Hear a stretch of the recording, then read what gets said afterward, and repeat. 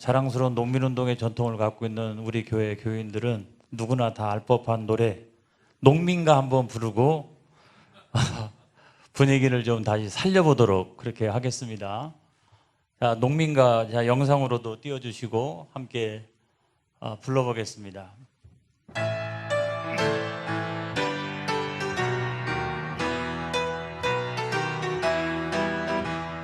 삼천 잠들었을 때 우리는 깨요.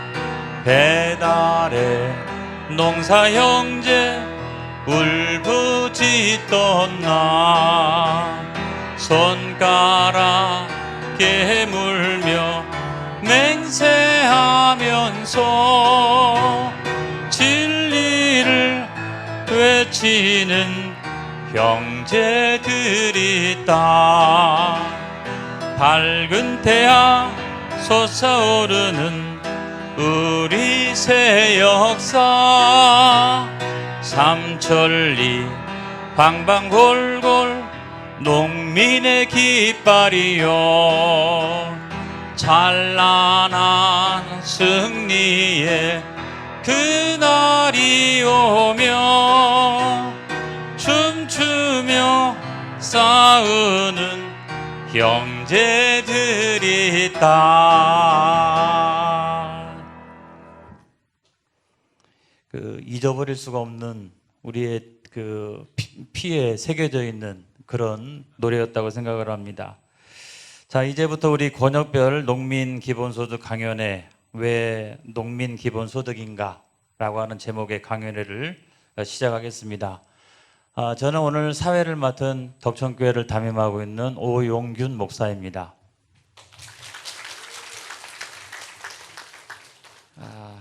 우리 농민가, 조금 전에 불러왔던 농민가 한 번 더 불러보고 우리 차홍도 목사님 나오셔서 잠깐 인사 말씀 해주시겠습니다. 한 번 더 불러보겠습니다.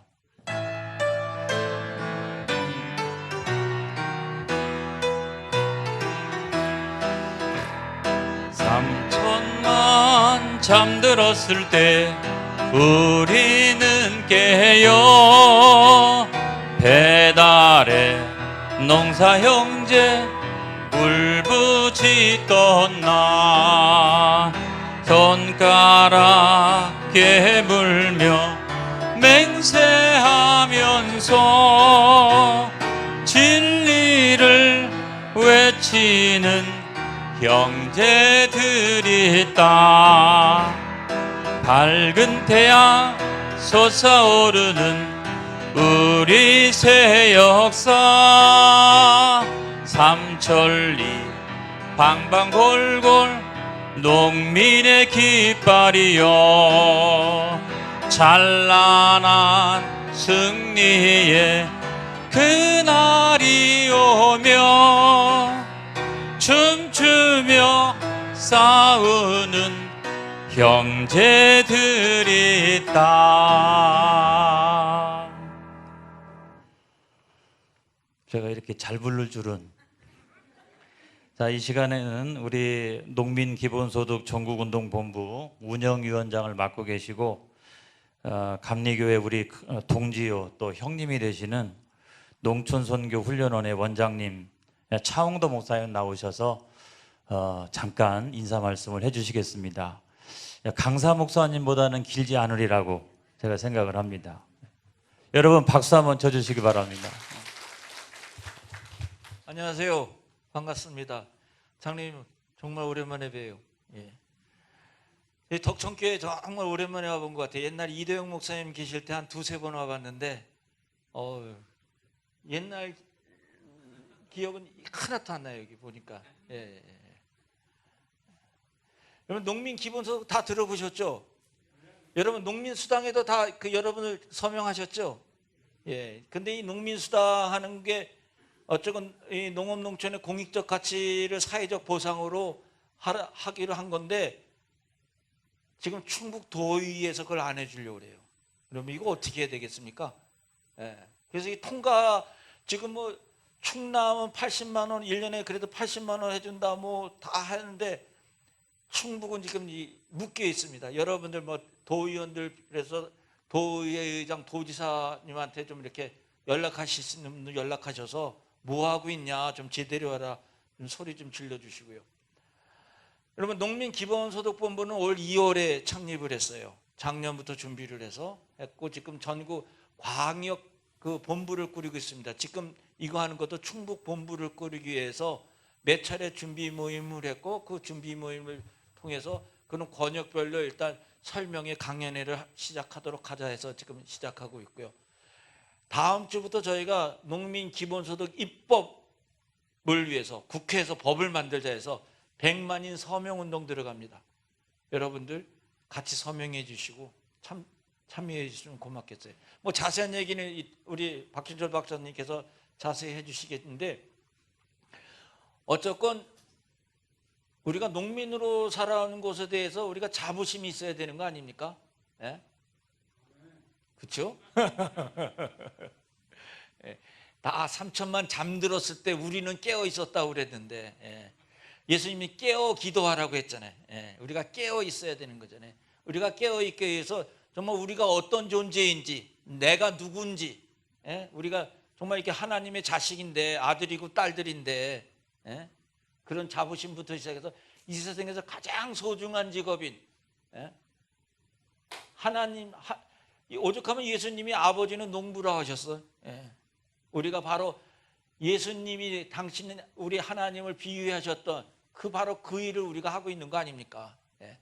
자부심 가지고 그러나 우리 사회가 이 자본주의 사회가 돼가지고 돈으로만 가치 숫자로만 모든 걸 평가하는 사회가 돼서 이런데 그래서 최소한의 우리가 농민 기본소득으로 예? 우리가 정말 인간답게 삶 예? 그래서 우리가 정말 이 지역사회 우리 한국사회를 이렇게 잘 이끌어 나가고 생명을 풍성케 하는 일에 더 안심하고 건강하게 살아갈 수 있는 길이라고 생각합니다.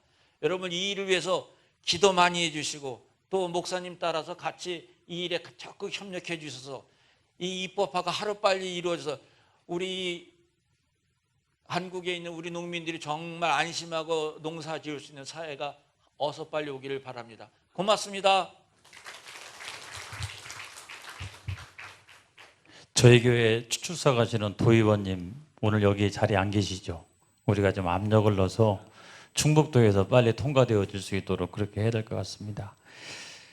충북운동본부에 참여하고 있는 제 정당 사회단체가 한 16군데가 되는데 오늘 또 다른 일정하고 또 겹치기도 하고 여기 참석하신 분들만 제가 말씀을 드리면 청주 YWCA 그 이혜정 총장님 참석하셨습니다. 여러분 박수로 환영해 주시길 바라고요.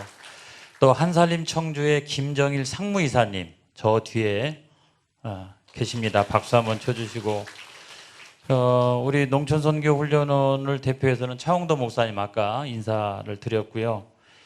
또 이 기본소득 문제를 가장 중요한 이슈로 내걸고 활동하시는 분들이 계시죠. 기본소득 충북 네트워크의 우리 송상호 위원장님 오늘 자리에 참석해 주셨습니다. 그리고 같이 활동하시는 여러 그 활동가님들이 참석을 해 주셨습니다. 그리고 아까 이상정 도의회 의원님도 식사 자리까지는 같이 참석을 했는데 오늘도 다른 의회 일정이 있으셔서 참석을 못 하셨고요. 우리 동네에서는 제가 보니까 우리 이규석 안수집사님, 덕촌 신협의 이사장님 참석해 주셨습니다. 박수 한번 쳐주시고 아까 노인회장님 가장 중요한 노인회를 이끌고 계시는 노인회장님 박종수 권사님 이렇게 참석하셨습니다. 박수 한번 쳐주시기 바랍니다. 제가 이제 강사를 소개하겠습니다. 박경철 박사님이시고요. 농민기본소득 전국운동본부의 정책위원장님이시고 충남연구원 사회통합연구실장님이시고요. 오늘 바쁘신 일정 가운데도 저희 교회에서 하는 권역별 이 강연회에 참석을 해주셨습니다. 우리 박경철 박사님 나오실 때에 여러분 6.25 이후에 제일 큰 박수로 환영해 주시기 바랍니다. 우리 박경철 박사님을 소개합니다. 귀한 시간이 되어지기 바랍니다. 어떻게 이 박수 소리가 마음에 드세요? 좀 약합니까? 다시 할까요?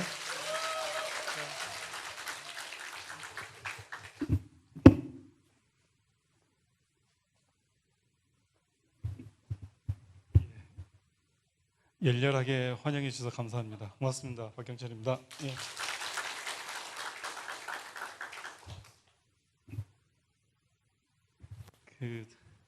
저 오늘 서울 가서 전국 농민회 가서 거기서 토론을 한번 해보자고 해서 이렇게 농민단체 연구하시는 분들, 활동가 하시는 분들하고 이렇게 토의를 하고 내려왔습니다.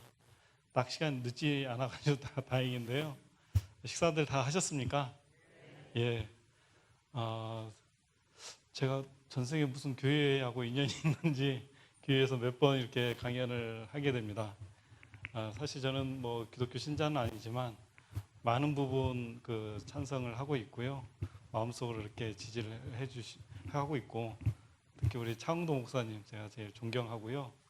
특히 저는 이렇게 농촌에서 목회하시는 분들을 참 이렇게 성자가 아니신가 하는 생각을 하고 있습니다.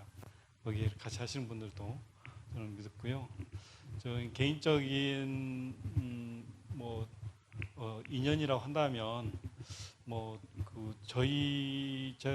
제 고향이 전북 고창에 있는 공읍면이 이제 동학 농민운동의 성지입니다. 동학 무장기포라고.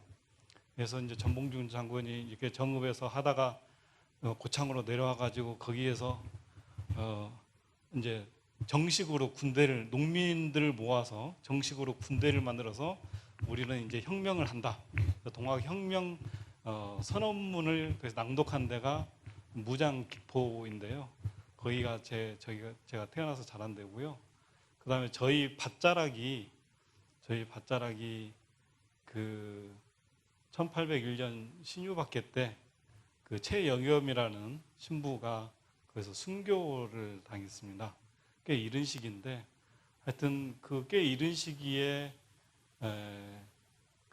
최여겸이라는 마티아 최여겸이라는 신부님이 기독교 이렇게 교리를 전파하다가 200년여 전이잖아요. 그 시기에 인간 평등과 자유, 농민 해방 이런 걸 외치다가 돌아가셨잖아요. 옛날에는 천주교 이걸 사도 난정, 좌도 난정이라고 좌파 요즘 말하면, 그래서 이렇게 정부에서 이렇게 국가에서 탄압을 했는데, 아무튼 그런 배경에서 자라서 그런지 저도 농촌에서 태어나고 지금도 어머니께서 혼자 농사를 짓고 계시고 복분자 농사도 짓고 고추 농사도 짓는데, 농사를 짓지 말라 해도 농사가 돈으로 이렇게 이루어지는 건 아니잖아요. 돈을 못 번다 해서 농사를 안 짓고, 농업이라는 것은 생명을 지키는 거잖아요. 생명을 지키는 거기 때문에 이 돈의 논리로 농사를 한다면 다 없어져야 되잖아요. 다 수입해서 먹으면 되니까. 근데 왜 농사를 짓고 농촌을 지키고 농사를 짓는 분들을 우리가 제일 존경을 하고 지켜야 되는지, 그런 거에 대해서는 사람들이 잘 얘기를 안 하고, 정부 정책도 사실 농림부 정책도 농민이 많은 것을 원치 않습니다. 솔직히 말하면. 왜냐하면 효율적으로 관리가 안 되니까. 그래서 소수만 집중해서 키우잖아요. 정부 정책이. 다수는 이제 무슨 복지 정책 한다고 해서 하는데 조금 주고 그냥 이건 노케어 관리를 안 하고, 소수만 무슨 전업농 무슨 들녘별 농 해가지고 소수만 키우지 나머지는 다 이렇게 케어를 안 했기 때문에 농촌이 소멸을 할 수밖에 없는 그런 상황이 되는데요. 이따 하나하나 설명을 하자면 좀 길어진데, 배경이 그렇습니다. 그래서 제가 하여튼 저는 농대를 나왔고, 아까 농민가를 들으니까 참 가슴이 벅찬데요. 저도 서울에서 이제 농대를 다니면서 우루과이 라운드 때 정말 내가 공부하는 것보다도 이 우루과이 라운드 막아야 된다 해가지고 막 서울역, 광화문 뛰어다니면서 부른 노래가 이 농민가고, 그때 진짜 겨울부터 시작해서 여름까지 정말 투쟁을 열심히 했는데요. 교회에 와서 농민가 들을 줄은 정말 몰랐습니다. 나 처음입니다. 한 100여 해 이게 농민 기본소득 강의했는데 농민가를 들으면서 이렇게 강의 시작한 것은 처음인 것 같습니다. 하여튼 대단한 어떤 성지에 온 것 같습니다. 예, 시작을 하도록 하겠습니다. 발표 내용은 이렇게 한 5가지인데요. 사실 길게 하려면 한 2시간 정도는 해야 조금 전달이 됩니다. 이게 이제 농민 기본소득 쉽게 얘기하면 단순하게 그냥 돈을 나눠주는 거지만 그것들이 왜 나눠줘야 되는 건지, 왜 농민들한테 돈을 줘야 되는 건지, 그걸 이제 논리적으로, 사상적으로 이것들을 하나하나 설명을 하자면 굉장히 심오한 뜻이 있습니다. 그래서 그런 것들을 하나하나 설명을 하자면 너무 길기 때문에 제가 그런 거 조금 생략을 하지만 여기가 또 교회이기 때문에 제가 이제 이렇게 장동 목사님이랑 이렇게 교회 목사님들하고 어떻게 인연이 돼서 하는데 이게 농민 기본소득이 사실 성경적 그 가르침이 있어요. 그 배경이 있어요.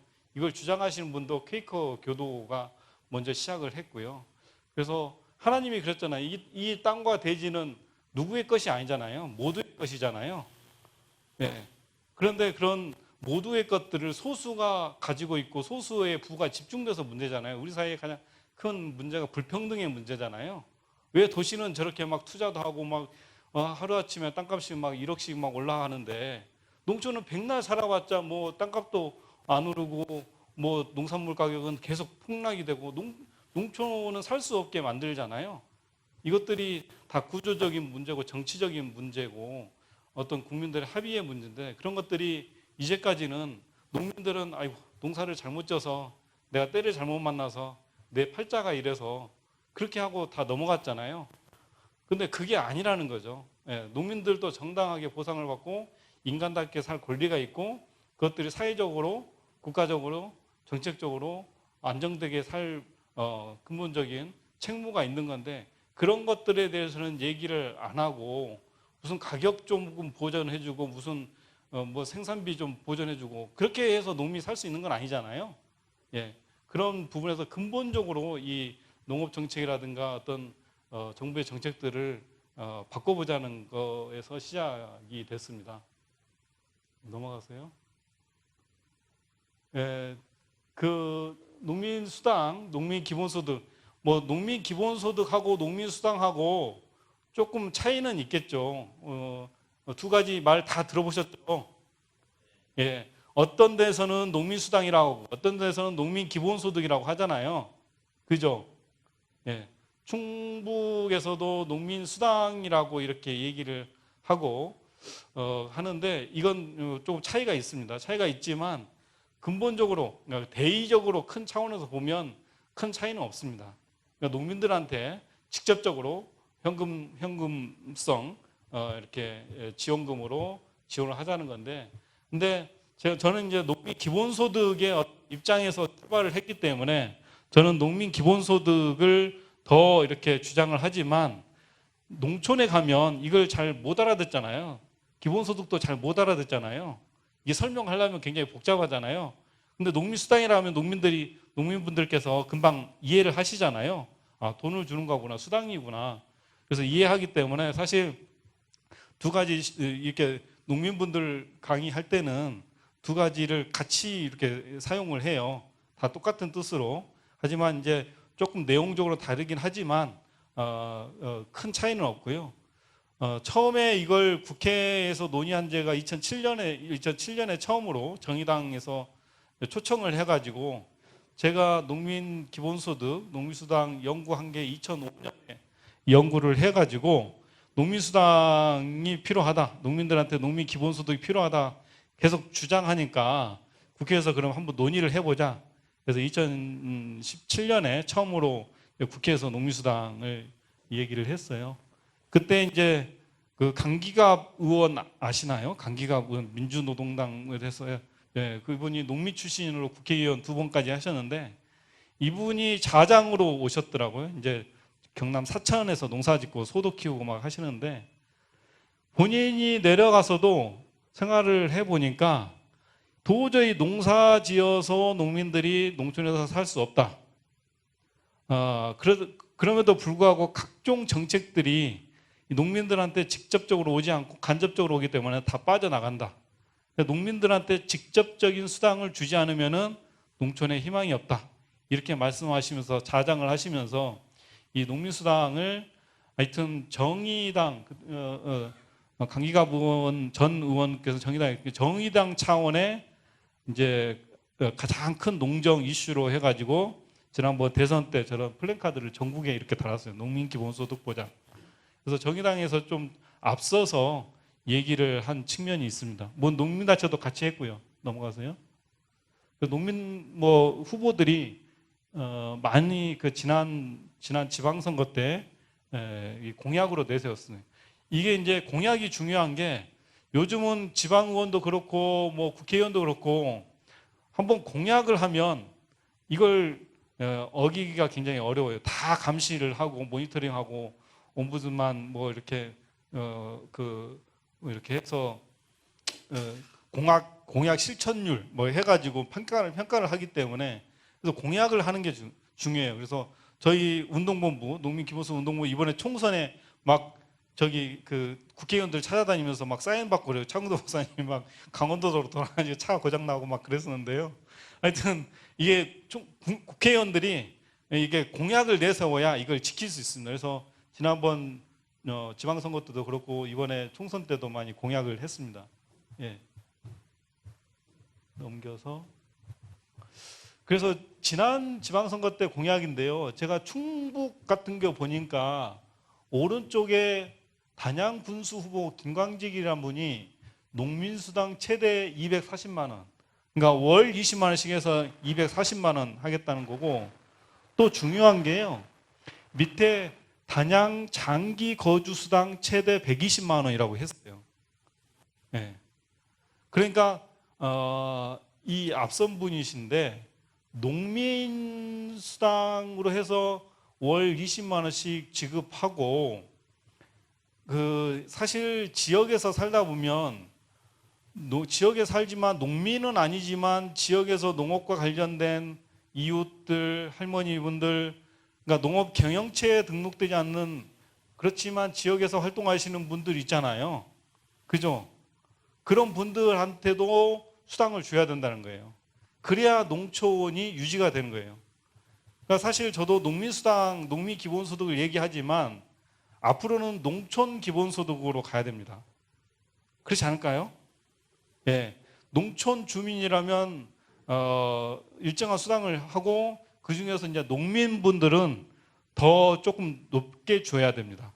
왜냐하면 농민분들은 더 생명을 지키고 여러 가지 그 식량이라든가 생물 다양성이라든가 이렇게 농업을 함으로 인해서 공익적 가치들이 창출되기 때문에 농민들은 더 주되 농민만 줄 것이 아니라 지역 주민, 농촌 주민들한테도 이 수당을 줘야 됩니다. 그렇지 않을까요? 예.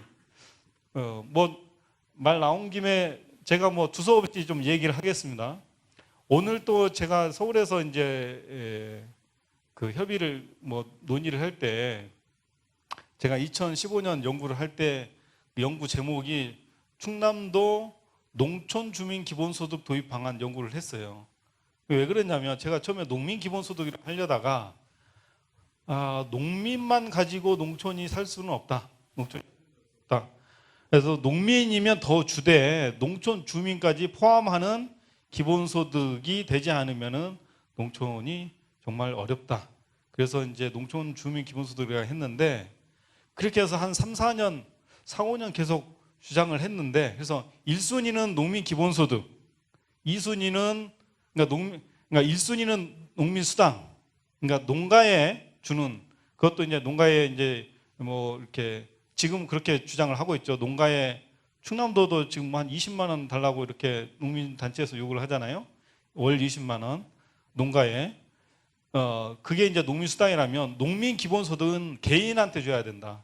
개인별. 예. 그러니까 농민 수당의 단점이 가구주한테만 주거든요. 가구주. 그 긴급 재난 지원금 받으셨죠? 안 받으신 분 계신가요? 다 받으셨죠? 정부에서 그렇게 줄 몰랐죠? 그렇지 않나요? 정부에서 이렇게 어려우니까 이렇게 직접적으로 현금을 이렇게 줄 줄은 꿈에도 생각 못 했잖아요. 그죠? 근데 바꿔보니까 어때요? 좋잖아요. 근데 이게 그냥 된 건가요? 예, 저희 같은 학자들, 이런 분들이 끊임없이 요구를 했어요. 이 관료 조직을 설득한다는 게 보통 쉬운 일이 아니에요. 특히 우리나라에서 관료 중에서 제일 설득하기 어려운 데가 어디예요? 기재부 관료들은 이건 대통령보다 더 힘세요. 대통령이 주라고 해도 안 줘요. 대통령이 그렇게 하라 해도 국간을 지켜야 된다고, 재정 건전성을 지켜야 된다고. 이게 이제 어떻게 보면 이게 기본소득, 농민 기본소득이든 농촌 기본소득이든 재난 기본소득이든 관료와의 싸움입니다. 관료와의 싸움. 관료들은 새로운 것들을 하려고 하지 않아요. 자기들이 지키고자 하는, 자기들이 목표하는, 왜냐하면 이것들이 다 공무원 조직의 어떤 이권과 관련돼 있어요. 자기들이 예산을 가지고 자기들이 사업을 하고, 그래야 자기들이 이신도 서고 자기 갈 자리도 만들고 사업을 해야 자기들은 이렇게 파워가 생기는 거예요. 그렇지 않나요? 그 돈을 그냥 조건 없이 국민들한테 주면 자기들은 별로 할 일이 없거든요. 그러니까 자기들의 어떤 그 이해관계로 인해서 이거 돈을 그냥 안 주려고 해요. 그렇죠? 농림부도 마찬가지예요. 우리나라에서 농림부가 사업 가지수가 한 300몇 개인가 350가지인가 해요. 사업이. 우리나라 부처 중에서 제일 사업 가지수가 많은 데가 농림부예요. 그렇지 않나요? 온갖 뭐 사업이 많잖아요. 무슨 지원사업, 무슨 사업, 공모사업, 무슨 개발사업, 350개 정도의 사업이 있는데 그렇게 많은 사업을 했음에도 불구하고 농촌 주민들의 삶이 나아졌나요? 계속 악화되고 있잖아요. 도시와 농촌 간의 소득을 비교해 보면 농가 소득이 계속 차이 나고 지금 한 62% 도시 농촌 간 이 소득 격차가 62%고 앞으로 더 확대될 거라고 다 전망함에도 불구하고 농림부 사업 계획은 잘 안 바뀌는 거죠. 자기들이, 왜냐하면 사업을 해야 자기 자리가 유지되잖아요. 농림부 관료들 자리 지키려고 자리를 지켜야 되니까 이렇게 농민들한테 직접적으로 주는 방식으로는 거부를 하는 거죠. 예. 그래서 이게 이제 보통의 싸움이 아닌, 같은 예산을 가지고 이렇게 관료들 패싱해서 그냥 주민들한테 직접 나눠주는 방식으로 간다는 게 하여튼 굉장히 쉬운 일은 아니지만 그렇게 이제 철저히 만들어야 되는 거죠. 그래서 이번에 하여튼 코로나 사태로 인해서 많은 어려움을 겪고 정말 힘들지만 그 코로나 사태를 계기로 해서 긴급 재난 기본소득 재난 지원을 했잖아요. 그러니까 재난을 닥치니까 위기의 상황이 되니까 정책이 실질적이고 주민들한테 실질적인 혜택, 지역의 실질적인 혜택을 구상하다 보니까 이 재난지원금, 재난기본소득만큼 효과적인 정책이 없는 거예요. 그렇잖아요. 직접적으로 주민들한테 주니까 그 주민들이 그 돈으로 지역 시장에서 돈을 사용하고 지역에서 순환되니까 지역도 소상공인들도 좋아하잖아요. 근데 지금까지 위기가 닥치면 누구 먼저 지원해 줬어요? 경제가 위기 닥치면? 대기업 먼저 지원해 줬잖아요. 대기업한테는 막 이렇게 공적 지원금이라고 해서 몇십조 막 지원해 줘요. 대우 옛날에 막 받지도 못하고 다 도망가 버리고. 대기업한테 지원해 주니까 또 대기업은 그걸 다 꼽을 쳐요. 비자금 만들고 뭐 만들고 해서 이것들을 투자를 안 해요. 그래서 우리나라 IMF 때도 대기업한테 그렇게 많이 지원해 주면 불구하고 일반 주민들한테는 뭐 10원짜리 지원해 줬어요. 오히려 우리 주민분들이 다 뭐 금반지 빼고 뭐 팔찌 빼고 막 목걸이 해가지고 계속 나라를 살렸잖아요. 기업이 살렸나요? 국민들이 살렸잖아요. 그러니까 이렇게 그러니까 경제가 위기라고 하는데 대기업한테, 기업들한테 지원해 줘 보니까 이게 안 되는 거예요. 안 살아나는 거예요. 그리고 현대 사회는 지금의 자본주의 사회에서는 생산은 무한정하게 할 수 있어요. 엄청난 많은 우리나라 제조업체들, 기업체들 생산을 못해서 뭐 문제인가요? 뭐가 문제예요? 소비가 문제잖아요. 아무리 생산을 해도 소비가 안 되면 경제가 돌아갈 수가 없어요. 그렇지 않나요? 대기업들이 아무리 뭐 물건을 만들어도 판로가 없다면 그 대기업이 존속할 수 있나요? 없잖아요. 지금의 시대에는 대기업한테 지원하는 게 아니라 국민들한테 지원을 해야, 국민들이 그 돈으로 소비를 해야 기업이 돌아가잖아요. 그러니까 이것은 재난기본소득이든 농민기본소득이든 이건 경제정책인 거예요. 네. 그래야 지역의 경제가 살아나는 거예요. 농민수당 줘보니까 지역의 골목 상권이, 지역의 전통시장이 살아나는 거예요. 저희 부여 같은 경우에도, 충남 부여 같은 경우에도 올해부터 작년에 줬나? 올해부터 하여튼 충남은 이제 올해부터 80만 원 주고 작년부터 부여는 시작되는데 뭐 그렇게 뭐 그 전통시장을 살리려고 해도 안 살려지는데 부여의 군에 먼저 농민수당을 주어 보니까 그것들이 지역 화폐로 주었어요. 지금은 코로나 때는 뭐 카드로도 주고 뭐 모바일도 있긴 하지만 대부분 이렇게 상품권, 지역 상품권으로 주거든요. 그러니까 그 지역에서만 사용할 수 있는 거예요. 그러니까 어디로 안 가잖아요. 근데 지금까지 농정이라든가 다른 정 보면 예를 들어서 직불제를 보세요. 직불제를 준다고 해서 지역에서 쓰나요? 다 부재주주들을 가져가잖아요.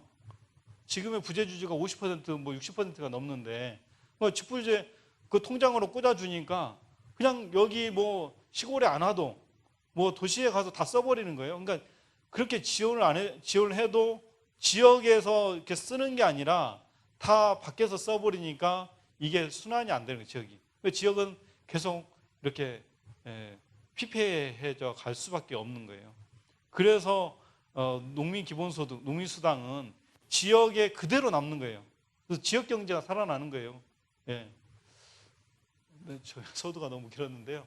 그래서 이제 해남에서 먼저 시작된 것은 아시죠?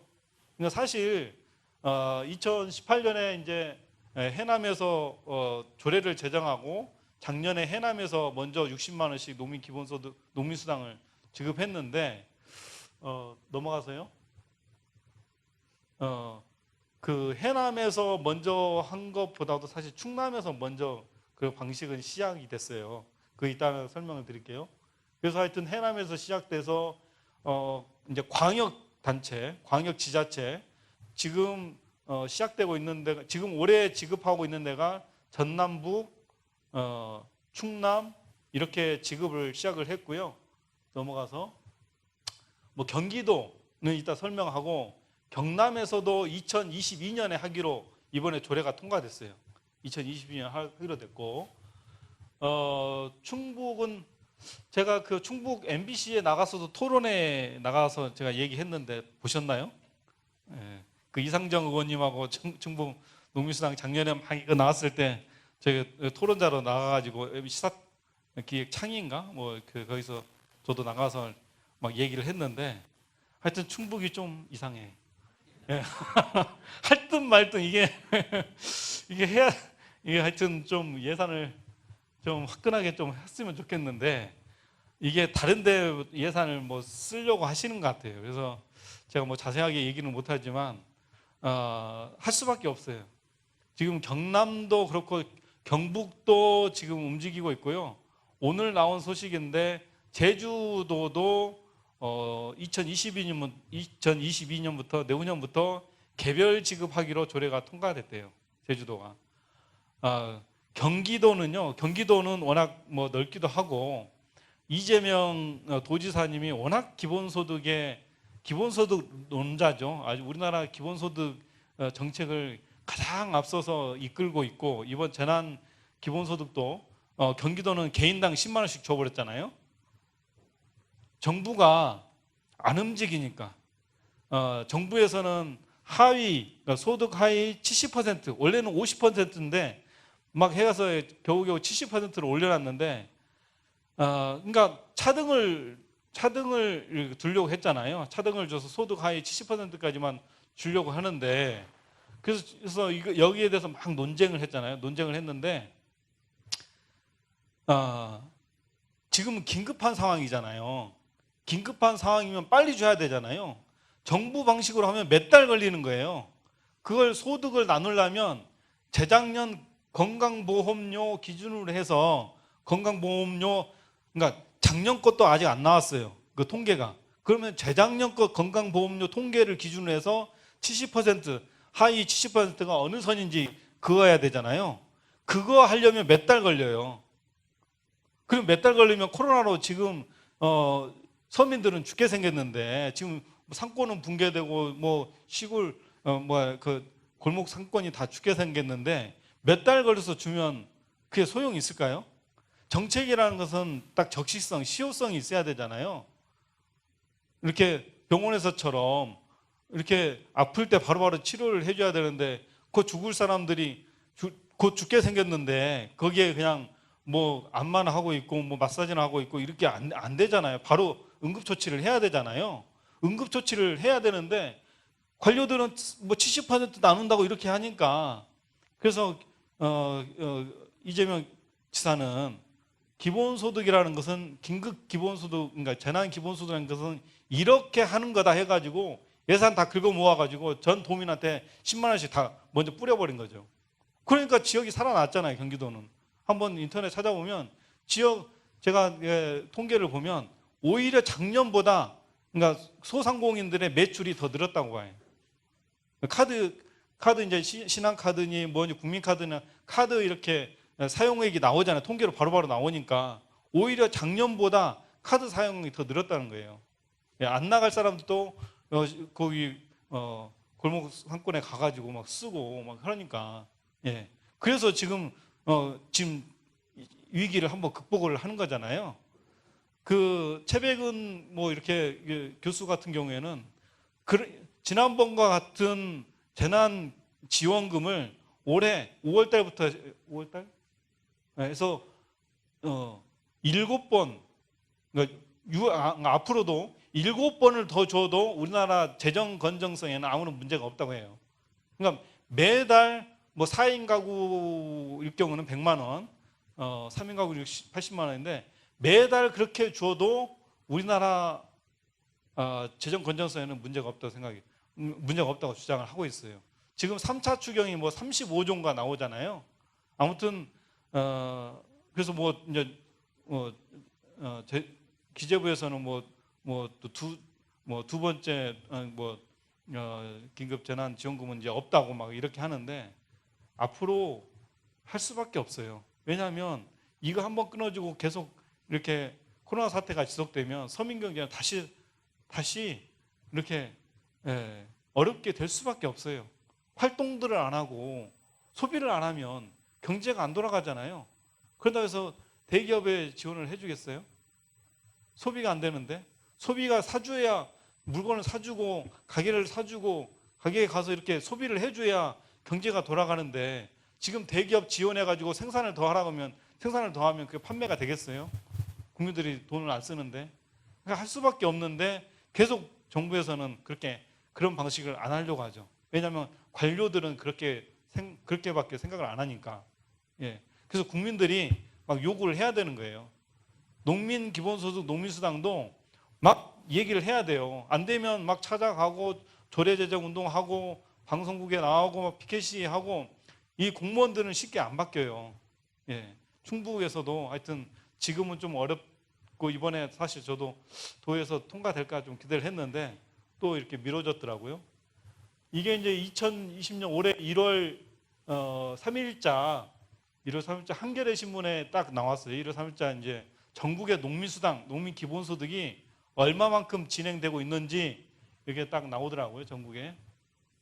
그래서 요약하자면 지금 그러니까 농민기본소득, 농민수당을 실행하고 있는 지자체를 봤더니 약 57%가 시작을 했거나 앞으로 시작할 예정이다. 그러니까 농민의 57%는 앞으로 혜택을 받을 거다. 이렇게 지금 분석이 됐습니다. 57%면 앞으로 1, 2년 후면 곧 전국화 될 거예요. 아까 얘기했듯이 경상도 경상남도에서 내후년 하겠다고 조례가 통과됐고 제주도 통과됐기 때문에 그래서 일단은 통과시키고 거기에서 이제 단가를 좀 올려야겠죠. 그리고 이제 지금은 농가 단위로 지급하고 있기 때문에 앞으로는 이제 개별 단위로 가야 됩니다. 국민 아까 긴급 재난 지원금도 사실 개별 단위로 가야 됩니다. 개별 단위. 예. 근데 이제 워낙 급하다 보니까 가구별로 이렇게 줬는데 예, 앞으로는 기본소득 취지에 맞게 개별적으로 가야 되는데 농민 기본소득도 마찬가지입니다. 넘어가고요. 농민 기본소득 농민수당이란 무엇인가? 예. 이게 설명을 하면 또 하나 설명하면 어르신들한테 눈도 안 좋은데 간단하게 설명을 할게요. 원래 기본소득의 근본적인 어떤 이념적 배경은 사람이면 누구나 인간의 존엄성을 보장받을 권리가 있는 거예요. 사람은 사람답게 살 권리가 있잖아요. 돈이 있는 사람이나 없는 사람이나 못 배운 사람이나 잘 배운 사람이나 그렇잖아요. 사람이면 사람 품위를 유지하면서 살아야 될 권리가 있는 거잖아요. 그건 뭐 제가 뭐 꾸며낸 얘기 아니고 우리나라 인권 선언이라든가 헌법이라든가 이런 데 법률에 다 그게 다 평등하게 살 권리가 있고 다 제정을 해놨어요. 그 실행을 안 할 뿐이지. 그러니까 이건 그 긴급 재난 지원금도 그렇고 농민수당도 그렇고 이것은 뭐 정부가 돈을 많아서 그냥 뭐 시혜성 이런 게 아니고 이건 사람이면 누구나 받아야 될 권리인 거예요. 그러니까 정부는 그렇게 해줄 의무가 있고 국민들은 이렇게 받아야 될 권리가 있는 거예요. 그러니까 당당한 권리로서 주장을 해야 되는 거예요. 뭐 정부한테 몇 푼 달라 이건 뭐 구걸성 그런 게 아니고 국민들이 이건 당당하게 요구를 할 수 있는 거예요. 그렇죠? 예. 그래서 이것은 뭐 정부의 뭐 복지 뭐 시혜성이 아니라 이것은 당당한 우리의 권리다 이런 말씀을 드리고요. 넘어가서요. 농민 기본소득하고 농민수당하고 약간의 차이는 있는데 아까 얘기했듯이 농민 기본소득은 사람에 집중합니다. 그러니까 이제까지 농업 정책은 다 농사에 집중했잖아요. 근데 농민 기본소득은 농민이라면 누구에게나 이게 공평하고 공정하고 삶의 어떤 기본권을 보장해 주자는 게 농민 기본소득이고 그 농민수당은 아시겠지만 농사를 지면 그 가격에 책정되지 않는 여러 가지 공익적 가치들이 있잖아요. 그런 부분에 대해서 보상을 해줘야 된다. 그런 측면이 약간 다릅니다. 물이 있네요. 네.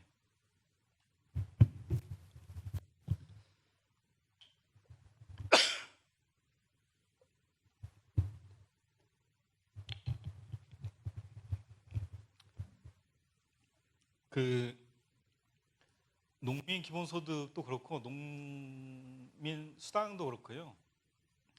약간의 차이가 있긴 한데 농민 기본소득에서는 크게 세 가지 원칙을 주장을 합니다.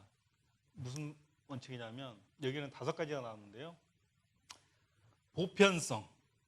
그러니까 농민이면 누구나 줘야 된다. 네.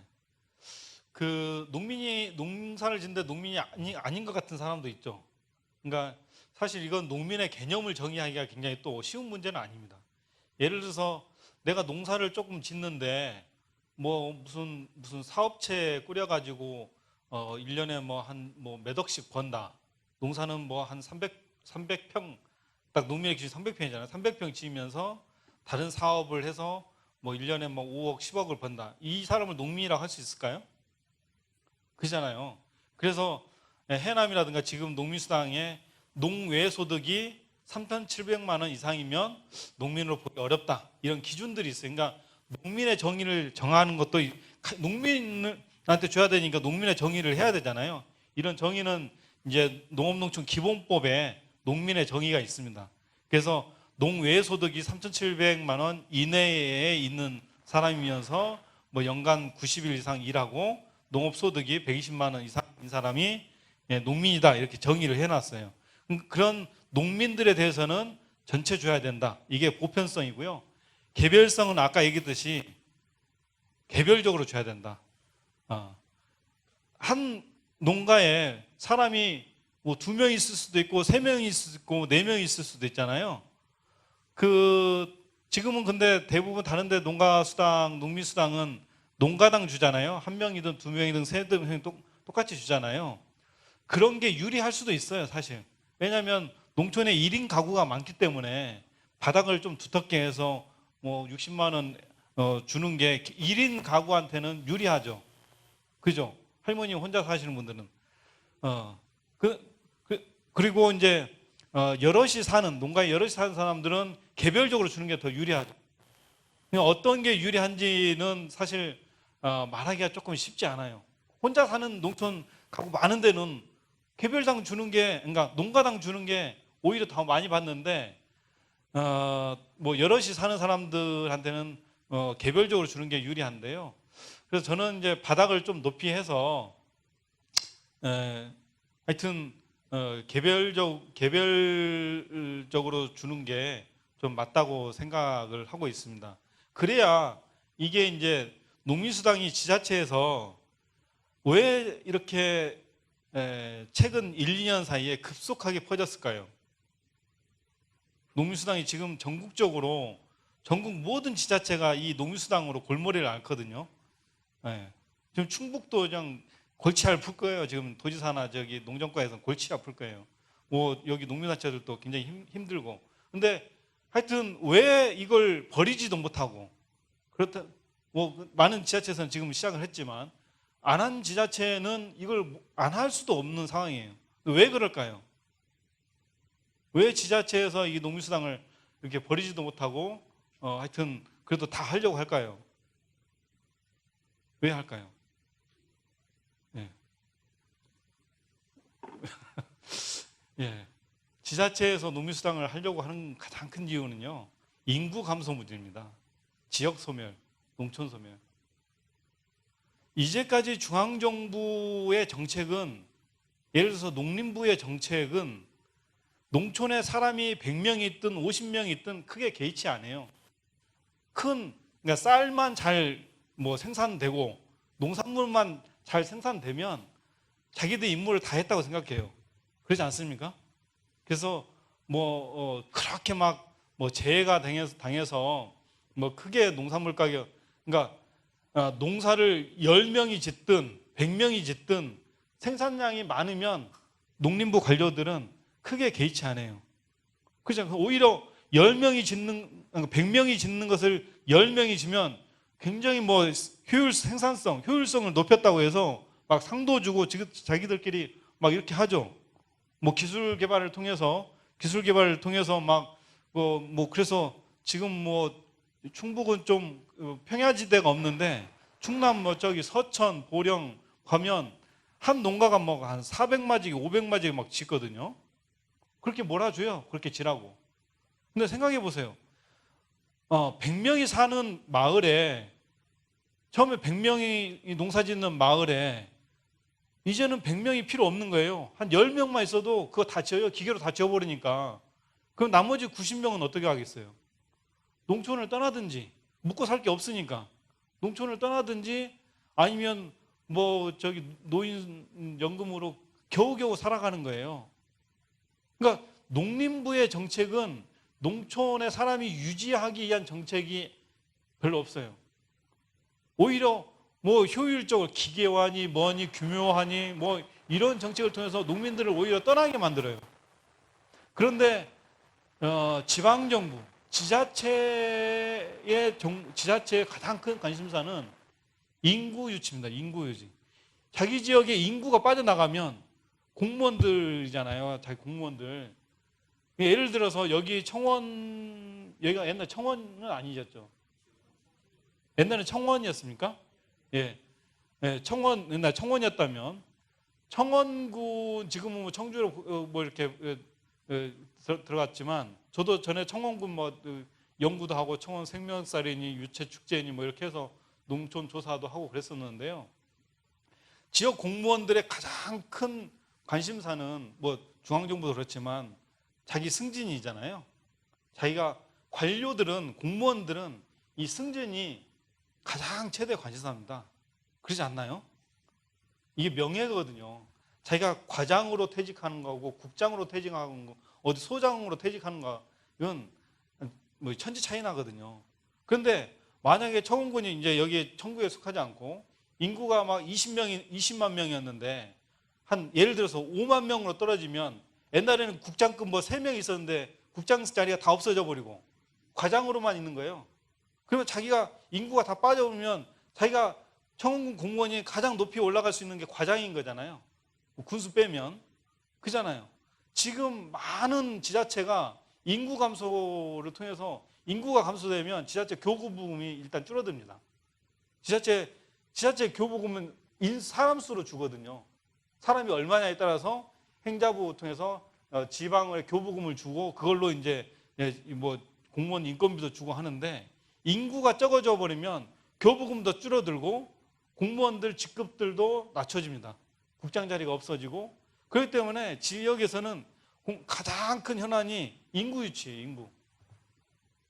근데 지금과 같은 농정으로 특정한 뭐 그룹들, 뭐 이렇게 기업화되고 규모화되고 이런 방식으로 키운다고 하면 지자체에서는 다 떠나버리는데, 그렇다면 자기들이 살 수 있을까요? 자기들도? 그러니까 이건 그 공무원의 문제이기도 합니다. 공무원이 이제 깨달은 거죠. 국가 정책으로 해서는 지역은 살 수가 없다. 근데 농림부 관료들은 아까 얘기했듯이 지역의 인구가 감소하고 이런 관심 없어요. 그잖아요. 그렇기 때문에 지자체에서 생각해 보니까 그러네. 중앙정부 정책으로 막 효율화, 규모화 키워봤자 지역의 인구 유지가 안 되는 거예요. 그러니까 그런 중앙정부에서 나온 돈, 아니면 지자체에서 쓸 수 있는 돈을 먼저 이렇게 살 수 있게 수당으로, 기본소득으로 주는 거예요. 모든 사람이 그걸 가지고 혜택을 받을 수 있게. 이번 재난지원금처럼 이렇게 지방정부가 먼저 움직인 거예요. 이해하셨죠? 그래서 지자체마다 지금 농민수당, 농민기본소득에 아주 굉장히 하여튼 뜨거운 논쟁이 되고 있어요. 이걸 이제 앞으로 어떻게 될지는 좀 더 지켜볼 일이고요. 그래서 넘기시고. 제가 시간이 얼마 이렇게 해야 되는지 모르겠지만 설명을 좀 하겠습니다. 이분이 토마스 페인이라는 사람이에요. 좀 어렵긴 하지만 좀 들어보세요. 기본소득, 오늘날 기본소득을 만든 이론적 배경을 만든 사람이 이 토마스 페인이라는 사람이에요. 들어보셨어요?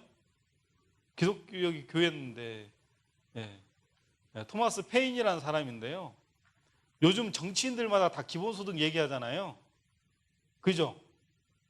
뭐 신문 보면 나오잖아요. 김종인 비대위원장, 통합당 김종인, 그러니까 보수, 지금은 야당이 보수니까 보수 야당도 기본소득을 고민을 해야 된다 얘기를 해요. 그만큼 이것은 좌우가 문제 아니고 정말 생존의 문제거든요. 그 기본소득의 이론적 배경을 다 만드는 사람이 이 토마스 페인이라는 사람인데, 이분이 영국 사람이고 케이커 교도인데, 이분은 굉장히 독특한 분인데, 영국 사람인데 미국에 가가지고 미국이 영국으로부터 독립을 해야 한다 해서 독립운동을 참전을 하신 분이에요. 그 독립운동은 미국은 영국으로부터 독립을 하는 게 당연하고 상식적인 일이다. 그래서 목숨 바쳐서 미국의 독립운동을, 영국 사람인데 미국의 독립운동을 해서 싸웠던 사람입니다. 그러면서 이 상식이라는 책을 쓰는데, 그러니까 상식이라는 책을 쓰는데, 우리가 많은 어떤 그 민주주의를 통해서 얻은 성취들이 지금 생각하면 상식이지만 그 과정은 정말 피 흘리는 싸움이 있었잖아요. 우리는 지금 국회의원을 이렇게 투표로 뽑고 대통령을 투표로 뽑았지만 30년 전에도 다 그랬나요? 옛날에 대통령 체육관에서도 뽑고 그랬잖아요. 그죠? 미국에서도 다 투표권이 있는 게 아니라 흑인들은 투표권 안 주고 여성들은 투표권 안 줬잖아요. 그죠? 네.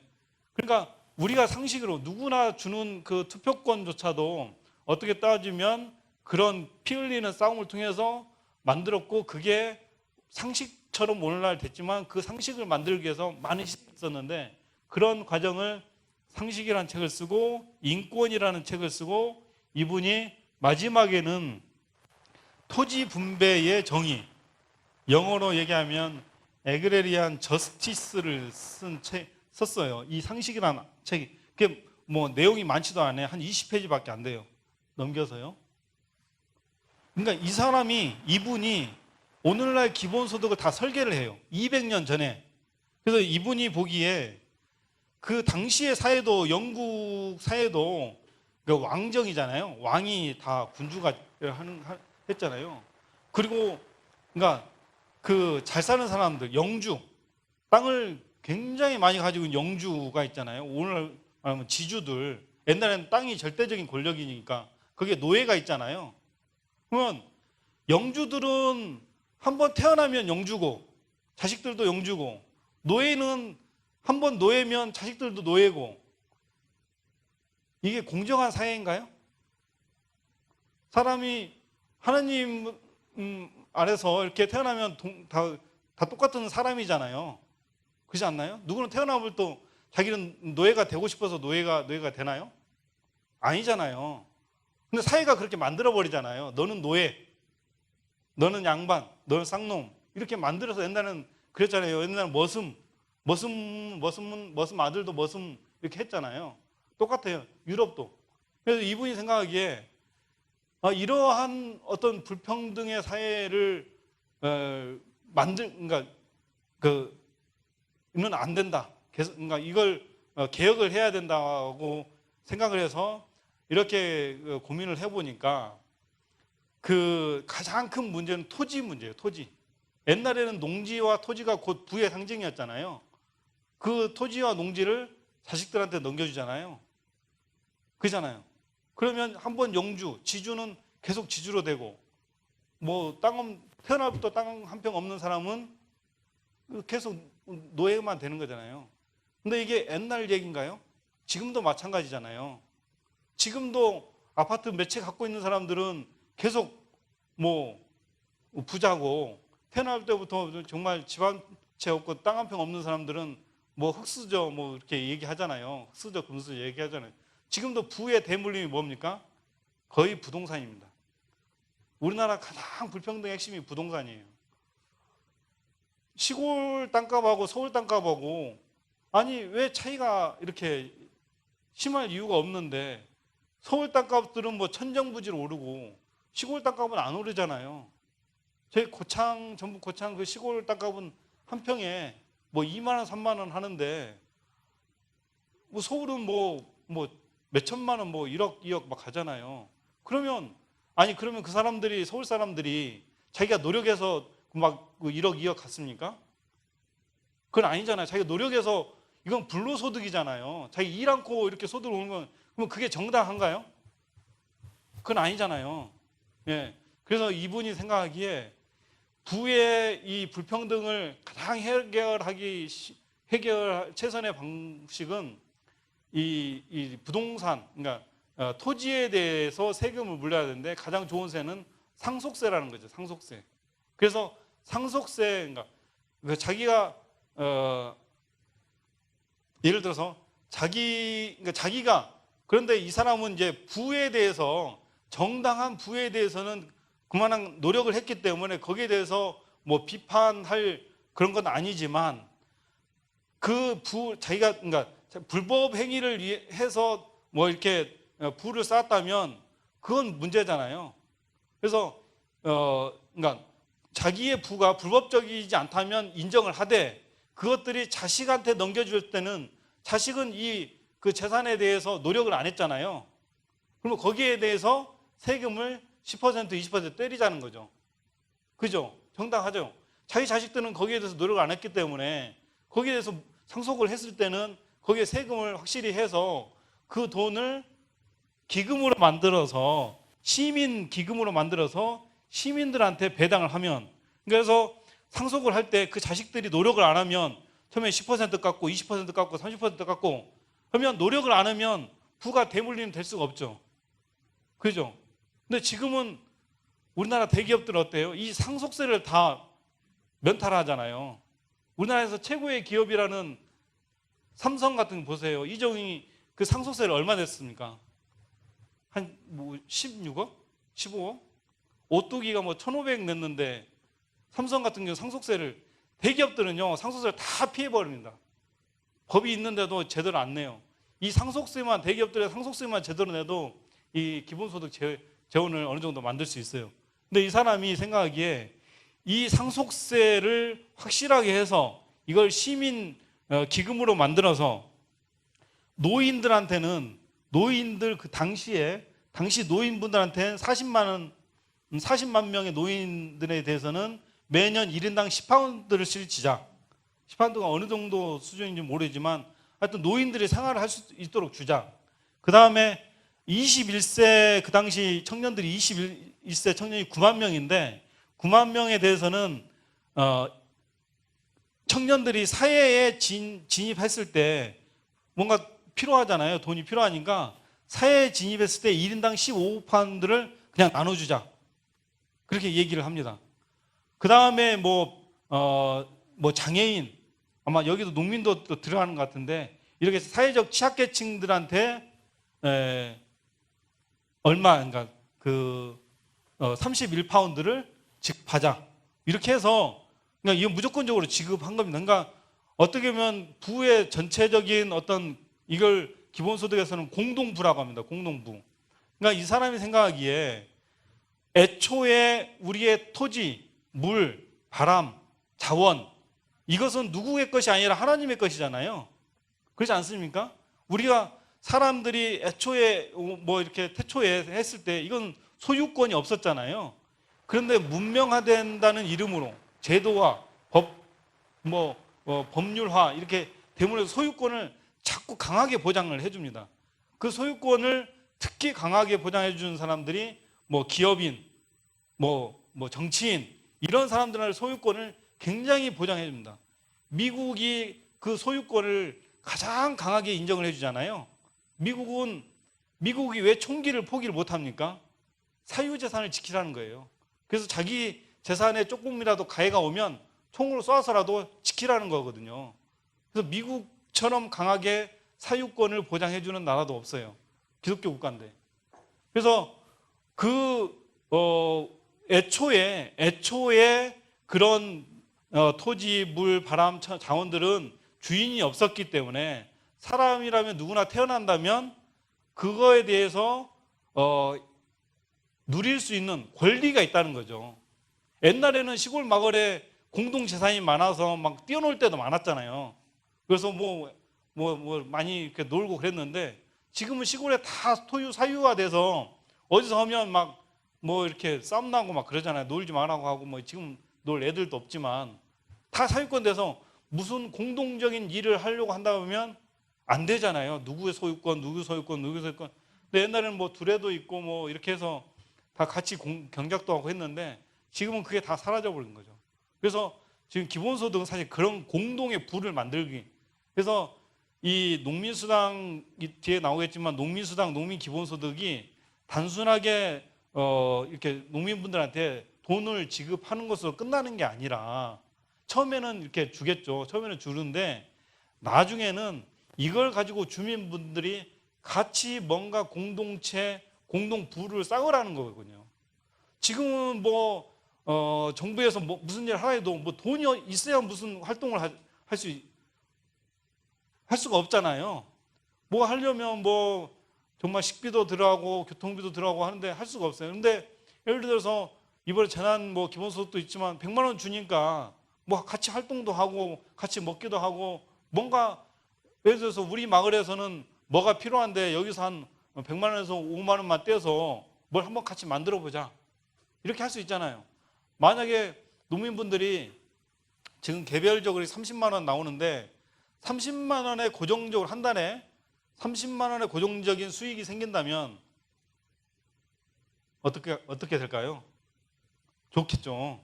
30만 원, 월급처럼 30만 원이 매달 온다면. 근데 30만 원 중에서 올해 우리 부녀에서는 이렇게 해서 같이 뭘 만들어 보자. 그래서 여기에서 매달 뭐 1만 원, 2만 원 이렇게 떼서 뭘 만들어 보자. 이렇게 할 수 있잖아요. 그걸 사실 기본소득에서는 원하는 거예요. 물론 그렇게 뭐 안 해도 상관없어요. 이걸 자유롭게 써도 되는데 이제까지 정책은 무슨 사업한다고 해서 뭐 사업비 많이 내려줘도 주민들은 돈을 손댈 수가 없잖아요. 근데 뭐 이상한 건물 지어지고 이상한 뭐 해주고 주민들은 뭐 그 누려보지도 못하고 건물 지으면 그 전기세 내기도 힘들고 그래서 문 닫아놓고 주민들 사람들 오지도 못하게 하는 건물들이 시골에 수두룩하잖아요. 그잖아요. 건물 지어놓고 뭐 제대로 활용합니까? 근데 반대로 농민들한테 먼저 이렇게 안정적으로 주면 농민들이 스스로 만들어 나간다는 거죠. 예. 아이고. 이게 하면 하여튼 농촌의 현실인데요. 넘어가겠습니다. 농촌은 너무 어렵잖아요. 농산물 가격도 우리 저기 우루과이 라운드 때도 막 투쟁하고 멕시코 강콩에 가서 투쟁하고 백남기 농민 그러니까 이렇게 계속 투쟁을 해도 어렵잖아요. 그러니까 투쟁의 방식도 바꿔야 돼. 옛날에는 농산물 가격 올려달라 뭐 하려고 하는데 요즘 그거 갖고 안 먹혀요. 왜냐하면 이게 시장 가격으로 결정되기 때문에 농산물 가격을 올릴 수도 없어요. 그 가격 올리면 WTO에서 통제를 해요. 너네들. 또 가격을 지지할 수 있는 예산도 딱 한정돼 있어요. 그러니까 요즘 쌀가 이제 변동직불제도 없어지고 했는데 아무튼 가격을 통한 농민들의 삶의 유지는 이제는 어려워졌어요. 그렇기 때문에 방식을 바꿔야 되는 거죠. 하여튼 뭐 역대 정부에서 많은 예산을 투자해도 농민들의 삶은 바뀌어지지 않았고요. 넘어가겠습니다. 이건 뭐 이렇게 수치로 떨어져 넘어가고 도농 간 소득 격차가 갈수록 확대되고요. 네. 농가 소득보다 부채가 더 늘어나고 네. 농민들의 인구는 계속 감소되고 있고 고령화율은 계속 올라가고 있고 지금 농촌 고령화가 거의 50%가 됐는데 그러니까 통계상으로 그렇다는 거예요. 근데 실질적으로 들어가면 거의 70%, 80% 되잖아요. 거의 뭐 청년들은 뭐 소득이 안 되니까 다 떠나버리고 노인분들은 남아서 겨우 뭐 노인 연금으로 뭐 거의 살아가는 그런 수준이잖아요. 예. 넘어가겠습니다. 넘어가고요. 이건 그 상하이의 소득 격차가 그러니까 상위 10% 농가 내에서 상위 10%하고 하위 10%의 소득 격차를 봤더니 갈수록 확대. 2005년에는 10배였는데 2015년은 14배. 지금으로 따지면 한 17배, 18배 갈수록 그러니까 농가 내의 빈부 격차가 계속 심화되고 있다는 거예요. 주변에 보시면 아실 겁니다. 넘어갑니다. 너무 복잡해서 넘어가는데 이거 보겠습니다. 제가 왜 이런 주장을 하냐면 여러분 유럽을 가보신 분도 계시고 안 가보신 분도 계시지만 유럽도 똑같이 직불제를 합니다. 농업 직불제를 합니다. 우리나라도 직불제처럼 유럽의 직불제를 하는데 유럽은 농촌을 어디 가나 이렇게 정말 아름답잖아요. 그림도 많이 봤잖아요. 뭐 이렇게 텔레비전 보면 유럽은 어딜 가나 농촌이 정말 저는 그게 관광지만 그런 줄 알았어요. 근데 저도 한 3년 전에 한번 유럽에 가보니까 유럽을 어디 농촌을 가든지 정말 깨끗하고 아름답습니다. 그죠? 보신 분은 아시고 안 보시더라도 텔레비전에 나오니까 요즘은 예, 근데 이게 다 직불제를 주기 때문에 가능하거든요. 유럽은 농사지어서 물건 잘 팔아서 직불제를 주는 게 아니라 농촌을 유지하라고 온갖 직불제를 줍니다. 그래서 농정 예산에 많게는 예를 들어서 EU 같은 경우는 농정 예산의 72%를 농민들한테 직접 줍니다. 간접적으로 무슨 공모 사업하고 개발 사업 안 합니다. 72%를 그냥 줘요. 그러니까 직불제 형태로 주고 스위스 같은 경우에는 85%를 농정 예산의 85% 농민들한테 직접 줘요. 현금으로. 이렇게 막 꾸리꾸리하게 안 해요. 일본도 33% 줍니다. 근데 우리나라 직불제는 얼마예요? 17%. 많이 갈 때는 20%. 그러니까 앞으로 한 40%, 50%만 돼도 농정 예산이 지금 한 16조, 17조 되니까 6조, 7조 정도만 돼도 개인당 60만 원 이렇게 월 가구당 60만 원 정도는 되거든요. 매달.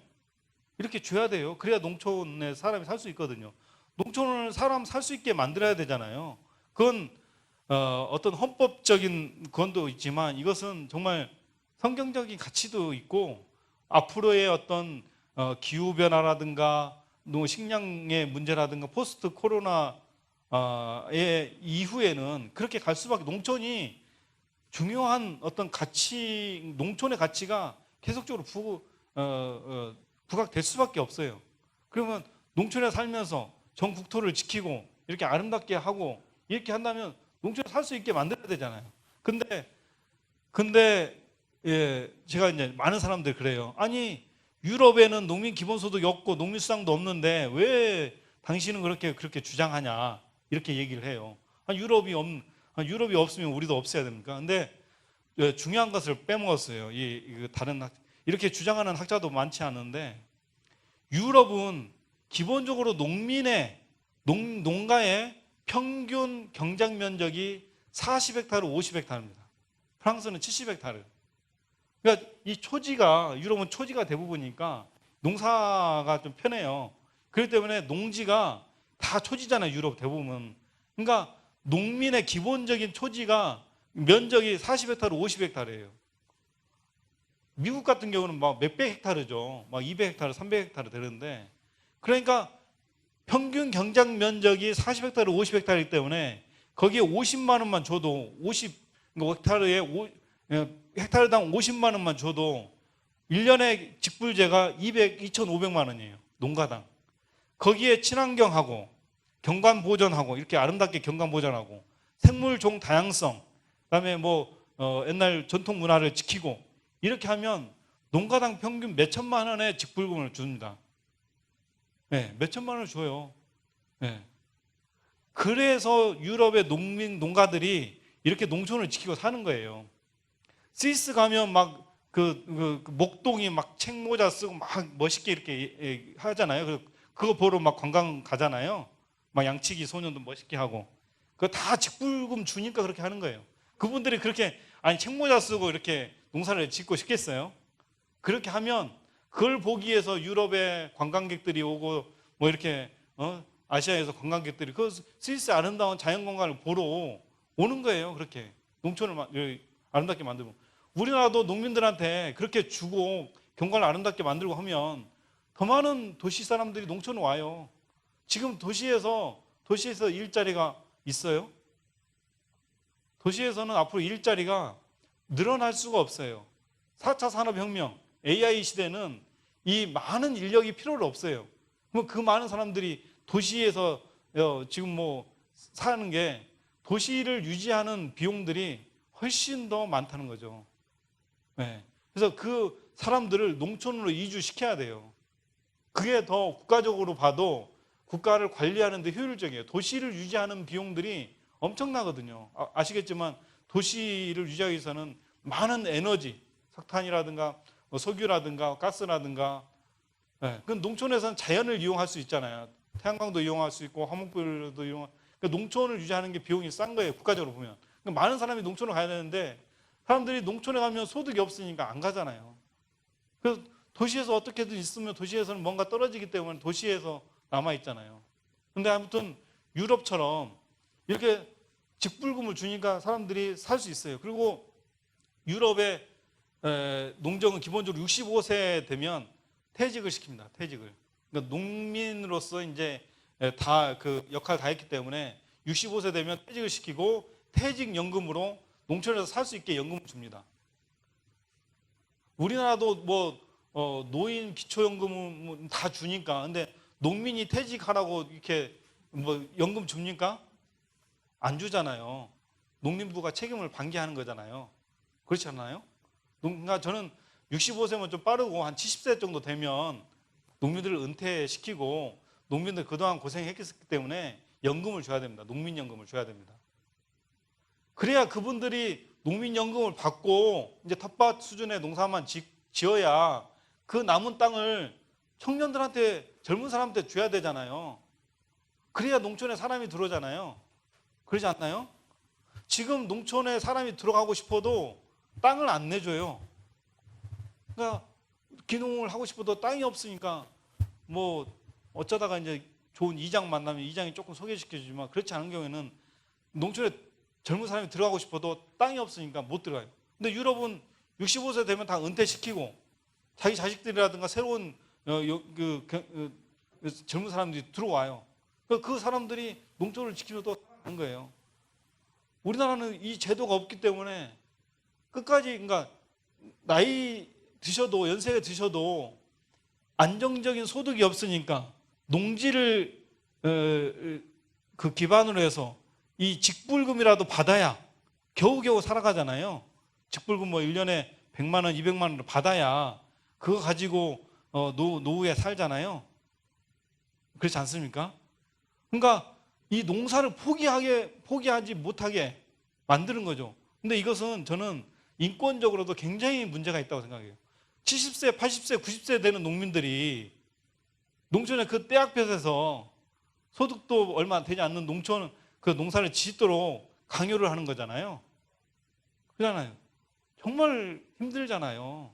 저희 어머니도 78세, 9세 되는데 진짜 힘들어요. 저도 뭐 고추도 많이 따보고 뭐 했는데 앞으로 날씨도 더 뜨거워진다는데 젊은 사람들이 농촌에 들어오게 이제는 양보하고 한 70세 정도 되면 이제 농민연금을 해서 농민들한테 고생했으니까 이렇게 연금으로 줘서 농민들이 농사를 많이 안 져도 살 수 있게 만들어 줘야 농촌에 사람이 들어옵니다. 하여튼 이 제도를 만들어야 되는데 아무튼 유럽은 그렇게 하고 있어요.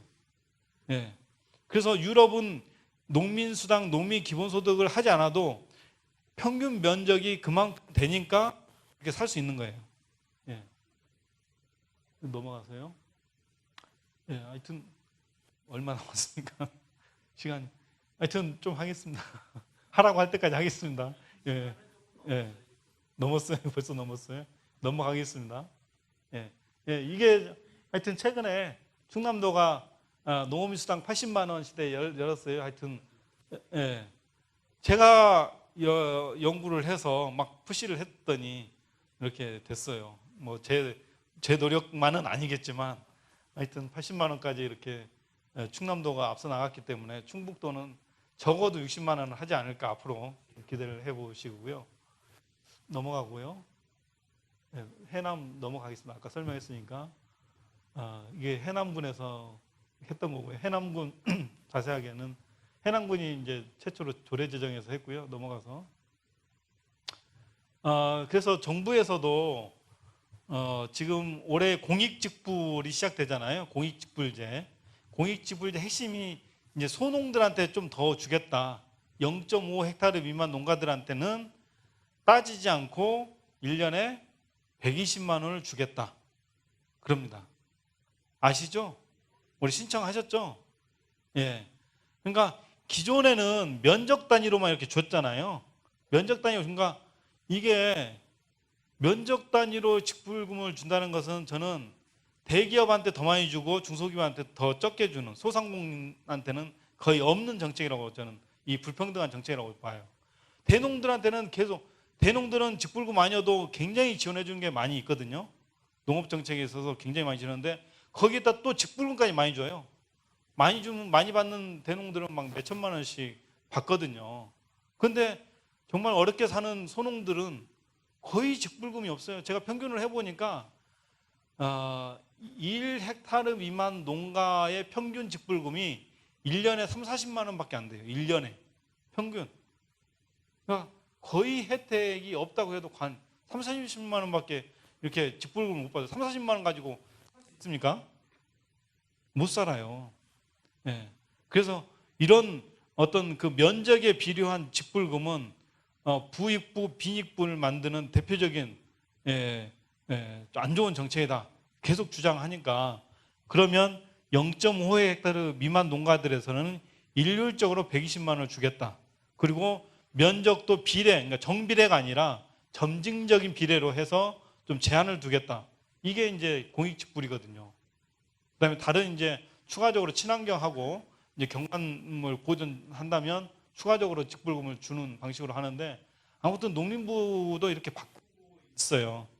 근데 아직까지 이제 농림부가 농민수당, 농민기본소득을 할지 안 할지는 모르겠어요. 할지 안 할지 모르겠지만 지금 정치권에서 기본소득이 화두고 지난 총선 때 재난지원금이 가장 큰 이슈였다면 차기 대선은 기본소득이 가장 큰 이슈가 될 거예요. 그럴 수밖에 없어요. 그러면 관료들이 생각하기에, 공무원들이 생각하기에 정치권에서 이렇게 기본소득 논의했으면 우리도 좀 준비를 해야 되는 게 아닌가? 문재인 정부는 기본소득에 대해서 얘기를 안 해요. 이건 정치적인 제 해석이긴 하지만 좀 그렇긴 하지만 기본소득은 누구의 정책이라고 생각해요? 이재명 도지사의 정책이라고 생각해요. 그러니까 민주당 내에서도 이재명 쪽하고 문재인 정부 쪽하고 정책을 가지고 경쟁을 하는 거예요. 그죠? 저만 그런가? 그러니까 민주당 이게 오늘 또 제가 이제 전농에 가서 얘기했는데 농민수당이냐 농민기본소득이냐 이건데 이게 맞고 틀림의 문제가 아니라 정파적인 문제로 변질돼요. 그죠? 다 좋은 정책인데 우리는 누구는 끝까지 재난지원금이라고 하고 누구는 끝까지 재난기본소득이라고 하거든요. 근데 문재인 정부에서는 기본소득이라는 얘기를 안 써요. 왜 안 쓰냐면 기본소득이라고 쓰는 즉시 자기들은 이재명 도지사의 정책 프레임에 졌다고 생각을 하는 거예요. 그러니까 많은 문재인 정부에서도 기본소득이 필요하다고 얘기하지만 대충 이름을 그대로 쓰지 않고 다른 이름을 쓰거나 얼버무리는 거예요. 그래서 나온 게 전국민 고용보험이에요. 아시겠습니까? 그러니까 이재명은 국민은 누구나 똑같이 전국민 기본소득을 하자. 이게 굉장히 국민들한테 지금 재난 코로나 이후에 많이 그전에는 기본소득도 몰랐는데 요즘은 다 알잖아요. 그러잖아요. 기본소득들은. 그런데 이 정부에서는 기본소득보다는 그래서 딴 걸 들고 나온 거죠. 전국민 고용보험. 근데 농민들한테 고용보험 하면 고용보험이 되겠습니까? 이게 또 그림자 노동. 그러니까 특수노동자, 이렇게 또 주부들, 이런 거 하면 사실 고용이 되지 않는 사람은 고용보험을 받을 수가 없어요. 그러면 또 소외되잖아요. 이런 많은 분들이 소외돼요. 그러니까 자기들도 이제 보완은 하겠지만 아무튼 이 프레임 싸움을 하는 거예요. 기본소득과 기본소득 유사한 정책을 가지고 싸움을 할 수밖에 없어요.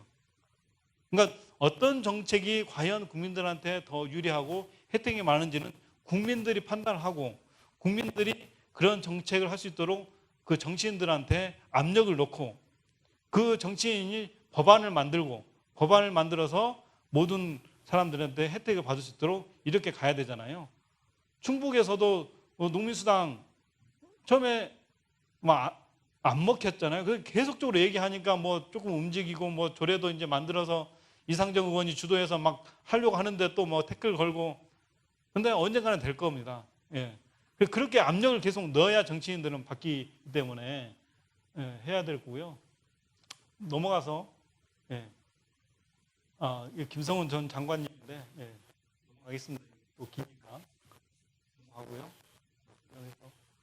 개별주성 넘어가서요. 넘어가겠습니다. 이거 조금 설명할게요. 아까 얘기했듯이 농민만 기본소득을 주는 게 맞냐? 좀 고민이 됩니다. 그래서 저는 농민한테는 조금 더 주되 농촌 주민까지 이렇게 확대했으면 좋겠어요. 그것을 제일 잘 받아들인 사람이 누굽니까? 이재명 도지사가 이걸 딱 캐치를 하더라고요. 귀신 같은 동물적인 감각이 있어요. 이 정책에 대해서는 이재명 도지사를 따라갈 사람이 없는 것 같아요. 제가 팬은 아니지만 제 기본소득 주장을 경기도에서 다 받아들였어요. 제가 농민 기본소득만으로는 이 농촌을 회생시킬 수 없기 때문에 그 인구 소멸, 지금 농촌 소멸도 나오잖아요. 인구 소멸이 심각한 지역부터 농촌 기본소득을 해보자. 그것도 실험을 해보자. 왜냐하면 처음부터 다 이렇게 할 수 없기 때문에. 그래서 저는 전국에 이제 10개 한 면 단위를 중심으로 해서 인구가 소멸되고 정말 주민들이 살기 어려운 지역을 대상으로 해서 한번 전체 주민들한테 기본소득을 농촌 기본소득을 줬을 때 그 지역이 어떤 변화가 일어나는지, 과연 인구가 늘어나는지, 지역 경제가 좀 살아나는지, 예, 그걸 실험을 해보자고 주장을 했는데 올해 경기도에서 그 실험을 시작을 합니다. 그래서 농촌 지역 한 면 단위, 그러니까 실험이기 때문에 하나의 면 단위 지역을 대상으로 해서 그 면 지역 주민들 모두한테 월 30만 원 내지 50만 원 기본소득을 지급합니다. 그렇게 계획을 지금 하고 지금 연구 용역이 들어갔어요. 그래서 잘하면 올 말부터 경기도의 하나의 면 지역에 농촌 기본소득 실험이 들어가요. 이걸 한 이유는 아무튼 경기도 이재명 지사가 기본소득 논자이긴 하지만 우리가 정책을 하려면 데이터가 있어야 되잖아요. 증거가 있어야 됩니다. 그러니까 그만한 백 데이터가 있어야 됩니다. 그래서 이 실험을 해서 이 실험이 정말로 긍정적인 효과가 있다면, 농촌 주민들한테 혜택이 있다면 이걸 전국적으로 확대하고 본인이 내후년에 대선이 나올지 안 나올지 모르지만 지금 인기도가 2등이니까 나올 가능성이 있는데 그때 다 정책화 시키려고 준비를 하는 겁니다. 충북도 준비를 해야죠, 사실. 예. 한 5분, 아이고, 깨졌네요. 하여튼 넘어가고요. 그 충북도 좋은 사례가 있잖아요. 그 옥천군 안남면 같은 경우에는 수계기금으로 기본소득은 아니지만 수계기금을 활용해서 주민들이 그 사회적 경제를 만들어가는 아마 안남면 사례를 아실 겁니다. 그러니까 주민들한테 돈을 주었을 때 단순하게 그냥 다 소비하는 게 아니라 그것들을 가지고 지역발전위원회를 만들고 얼마씩 모아서 지역에 마을에 그 어떤 좋은 활동들을 시작을 하더라는 거죠. 예. 농민 기본소득제 재원, 하여튼 재원은 뭐 하나하나 설명하기는 어렵고요. 정부가 정치인들이 마음만 먹으면 이 재원은 어느 정도 만들 수 있다고 생각이 됩니다. 정부에 낭비되는 예산이 너무 많아요. 개발성 예산이 너무 많아요. 그 다음에 아까 얘기했듯이 국토 보유세, 그러니까 재산이 많은 사람 증세를 통해서 이렇게 세금을 만들 수 있다고 생각이 됩니다. 결론 얘기하겠습니다. 넘어가고요. 넘어가고 마지막입니다. 예. 하여튼 저는 이제 농민 기본소득, 농민 수당을 주장하면서 이제 농민분들한테 마지막으로 얘기를 하는 게 그런 건데요. 아까 유럽 사례를 드렸잖아요. 유럽의 농정 예산의 몇 %가 직접 지불이 된다고요? 예. EU 평균 71.7%, 스위스 같은 경우는 85%. 이걸 직접 주는 거예요. 예. 왜 직접 주겠습니까? 직접 주지 않으면 농민들이 살 수가 없어요. 간접적으로 줘보세요. 지금처럼 농림부가 무슨 사업 한다고 해서 돈을 많이 주는데 누가 가져가요? 지금 농업 컨설팅 회사의 대표들이 농정을 장악해 버렸잖아요. 아시죠? 예. 농민들한테 안 가요. 농정을 한다고 해서. 얼마나 가겠습니까? 사실 시설만 만들어 놓고 오히려 농민들한테 부담만 되고. 그러니까 저는 이게 역으로 그러니까 좀 더 깊숙하게 생각해 보면 당연히 농민한테 줘야 될 그런 농정 예산을 안 주는 거잖아요. 그렇지 않나요? 유럽이 저렇게 주고 있으면 우리도 농민들한테 직접 줘야 되잖아요. 근데 우리 정부는 안 주는 거잖아요. 이건 저는 굉장한 직무유기이자 어떤 도덕적인 윤리적인 문제가 있다고 생각이 돼요. 관료들을 위한 나라가 됐잖아요. 사무관 한 명이 뭐 몇백만 원, 몇천만 원 막 가지고 놀잖아요. 그걸 농민한테 줘야죠. 안 주고 이 사업 저 사업 한다고 해서 지자체 줄 세우고 농민 줄 세우고 관한테 잘 보여야 뭐라도 뭐 하나 떨어져 주고 그러잖아요. 관료들하고 친해야 뭐 하고 도의원 목이고 무슨 국회의원 몫이고 사업을 이렇게 해주면 로비하고 그렇게 해도 다 중간에 다 빠져나가고 누가 다 예산을 가져가요? 다 사업자, 컨설팅사, 그다음에 행정비용, 친한 사람들. 저는 이게 일제 농정의 잔재라고 생각이 돼요. 예, 말 잘 듣는 사람, 친한 사람. 이제 그런 농정을 다 끊어내고 유럽이 이렇게 하면 우리나라 농정이 책임을 방기하고 있는 거잖아요. 직접 줘야 돼요. 직접 주지 않으면은 지금 다 농촌이 다 소멸돼 가고 있잖아요. 그래서 농민 기본소득을 농민들한테 직접 주면 우리나라 농민들이 착해서 그 돈을 다 개인 입마에 포켓다 한 게 아니라 그 돈을 십시일반 모아서 지역 주민들이 본인들이 하고 싶은 농업, 만들고 싶은 농촌을 스스로 만드는 거예요.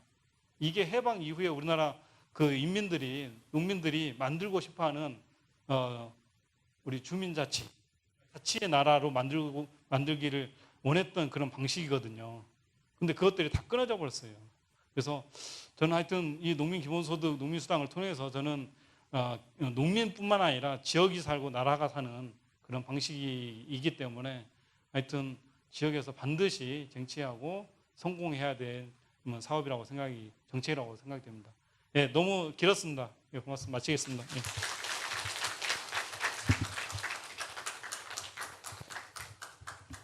자, 네. 시간이 없으신 분들은 지금 나가시고 계시는데 아무튼 기본소득에 대한 굉장히 많은 이해를 하게 되었어요. 그냥 단순히 어떤 공짜 돈을 받는 것이 아니구나 이게 제가 저는 원래 좀 공부하는 스타일이라 제가 간단하게 정리한 것만 30초 이내로 인간으로서의 기본적인 삶을 유지하는 것, 그 다음에 소비를 통해서 경제를 회복시켜 나간다.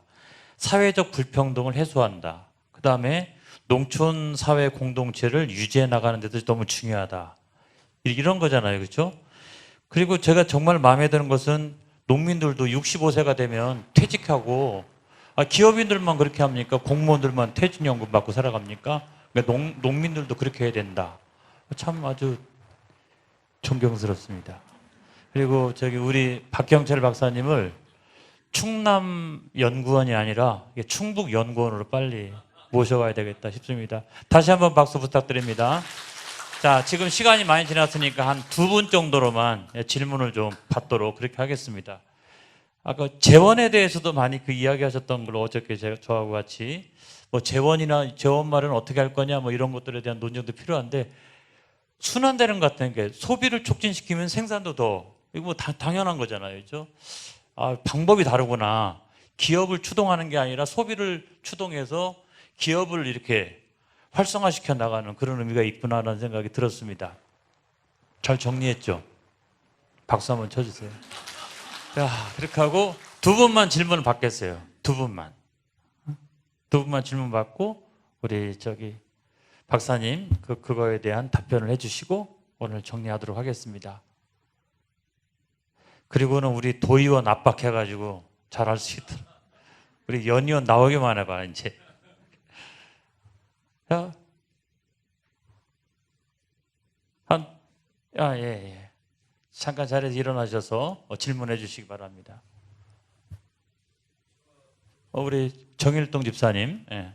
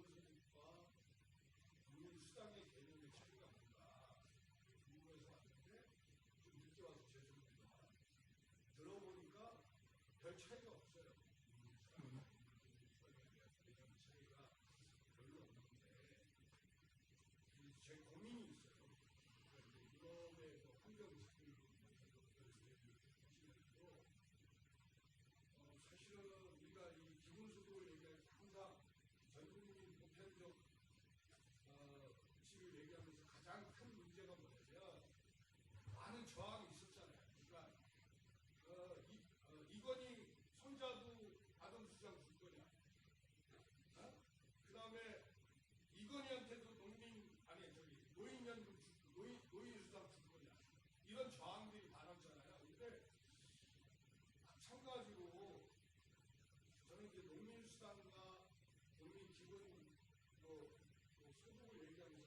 요즘에 고민 드는 게 모든 농민이면 기본소득을 받아야 되겠다라고 하는 개념을 이해를 하면서 한편으로는 우리나라 법이 300평만 가지고 있으면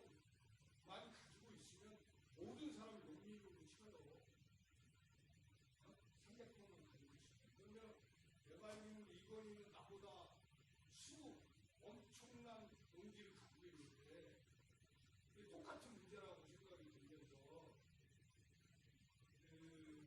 그런 내 지금 수당과 기본소득의 개념이 다른 건지 맞는 건지 이게 제일 궁금하고, 그 다음에 그런 그 농민수당에 대한 문제를 나는 수당과 기본소득의 개념은 농민이면 누구나 받을 수 있는 것과, 나는 수당은 일정 정도의 농민으로서의 삶과 생활했을 때 나는 그런 면에서 농민연금은 상당히 수당? 중요한 문제라고 생각을 하거든요. 농민연금은. 근데 그랬을 때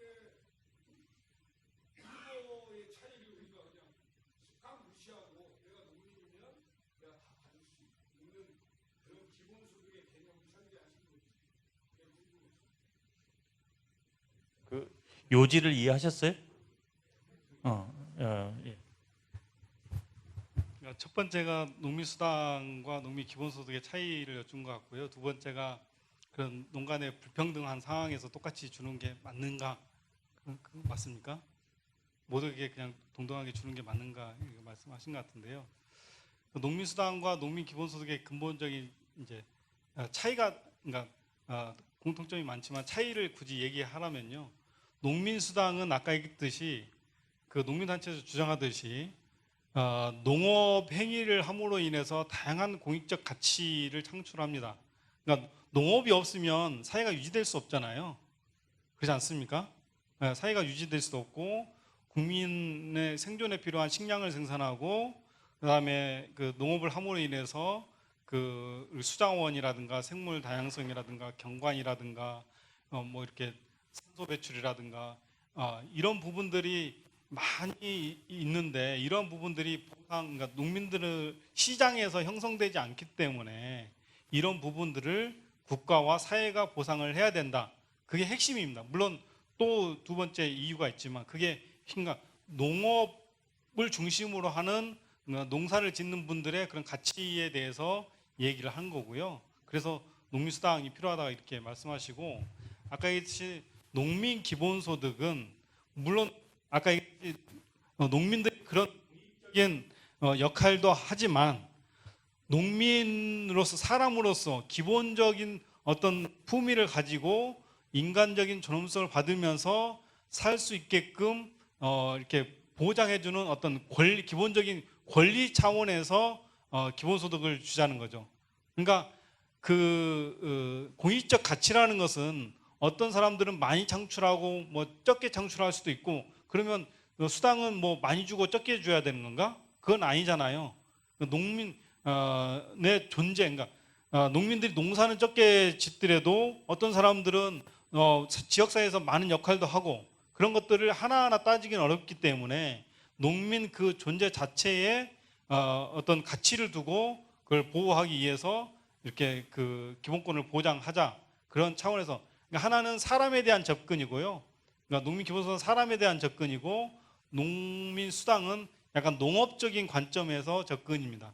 그래서 약간의 차이는 있지만 근본적으로는 농업을 지키고 농민을 보호하기 위한 거기 때문에 큰 어떤 차원에서는 차이가 없지만 하여튼 세부적으로 들어가면 그런 좀 배경의 차이가 있고요. 두 번째, 농민 내에서도 대농도 있고 소농도 있는데 나는 뭐 10평밖에, 그러니까 300평밖에 농사 안 짓는데 다른 사람들은 막 300평 짓는데 똑같이 주는 거가 맞냐? 그건 이제 기본소득 논제에서 우리가 예를 들어서 이걸 쉽게 설명하자면 옛날에 무상급식 할 때도 그랬잖아요. 지금 의무급식이라고 하는데 그때 무상급식 논쟁이 처음에 나왔을 때는 이거 빨갱이 정책 아니냐, 막 지금도 대구에서는 잘 안 한다잖아요. 이제 올해부터 뭐 한다고 하는데 그렇게 무상급식 할 때 뭐 이건 손자도 뭐 그냥 공짜로 줘야 되는 거 맞냐, 그런 얘기를 했잖아요. 근데 이것은 국가의 의무라고 생각이 되고 아이들의 어떤 그 성장기에 국가가 교육의 의무가 있기 때문에 국가가 차등 없이 이렇게 급식을 지원하는 게 맞다고, 그게 국민들이 그렇게 동의를 해주기 때문에 의무급식을 하잖아요. 무상급식을 하잖아요. 그때 논쟁이 있었던 것처럼 하는데, 그 기본소득의 입장에서도 그러면 이건희한테도 재난기원금을 주고 이정한테 주고 못 사는 우리 농민들한테도 똑같이 주는 게 맞냐, 그런 게 있는데요. 이건 이제 굉장히 논쟁이 있죠. 뭐 하나하나 설명을 하자면 그런데, 그러니까 보편복지와 선별복지의 논쟁이에요. 그러니까 똑같이 주는 게 복지적으로 혜택이 더 많냐, 사람의 어떤 복리감의 효능감이 더 많냐, 아니면 선별적으로 주는 게 맞냐, 그런 논쟁이 있는데요. 그 농촌이라든가 지금 농업의 문제는 이게 단순하게 뭐 이렇게 장기적으로 뭐 이렇게 지원해서 되는 문제 아니라, 농업, 농촌, 농민은 지금 재난 상태잖아요. 그렇지 않습니까? 거의 농민의 어떤 생활 수준이 재난 상태고 이기 상황이잖아요. 농촌이 어렵고 농민이 어렵다는 것은 수십 년을 아는데 그걸 잘 못 느껴요. 그래서 농촌에서 지금 사람이 이렇게 소멸돼 가고 있는데도 뭐 정치자 이정자들은 잘 이렇게 못 느끼고 있는데, 농촌에서 살고 있는 사람들, 우리 같은 사람들이 보기에는 농민들이 재난 수준이기 때문에 우선 농민들한테 기본적인 생존권 보존 차원에서 이 농민수당을 받쳐주고, 나머지 이제 또 정책들이 있죠. 그 정책들로서는 이제 좀 보완해 나가면 되는 거죠. 사실 이게 전부는 아니고요. 가장 최저선으로 이제 보장을 해주자는 거죠. 예. 저기 충분히 답변이 된 것 같아요. 이게 기준을 정해놓고 위를 보완해 가는 거잖아요. 그다음에 또 질문 있으시면 해주시고, 아무튼 빵과 음료수는 그 다 준비되어 있습니다. 어디 안 도망갑니다. 그리고 우리 이규영 장로님 딱 한 번만 더 질문을 받죠. 예.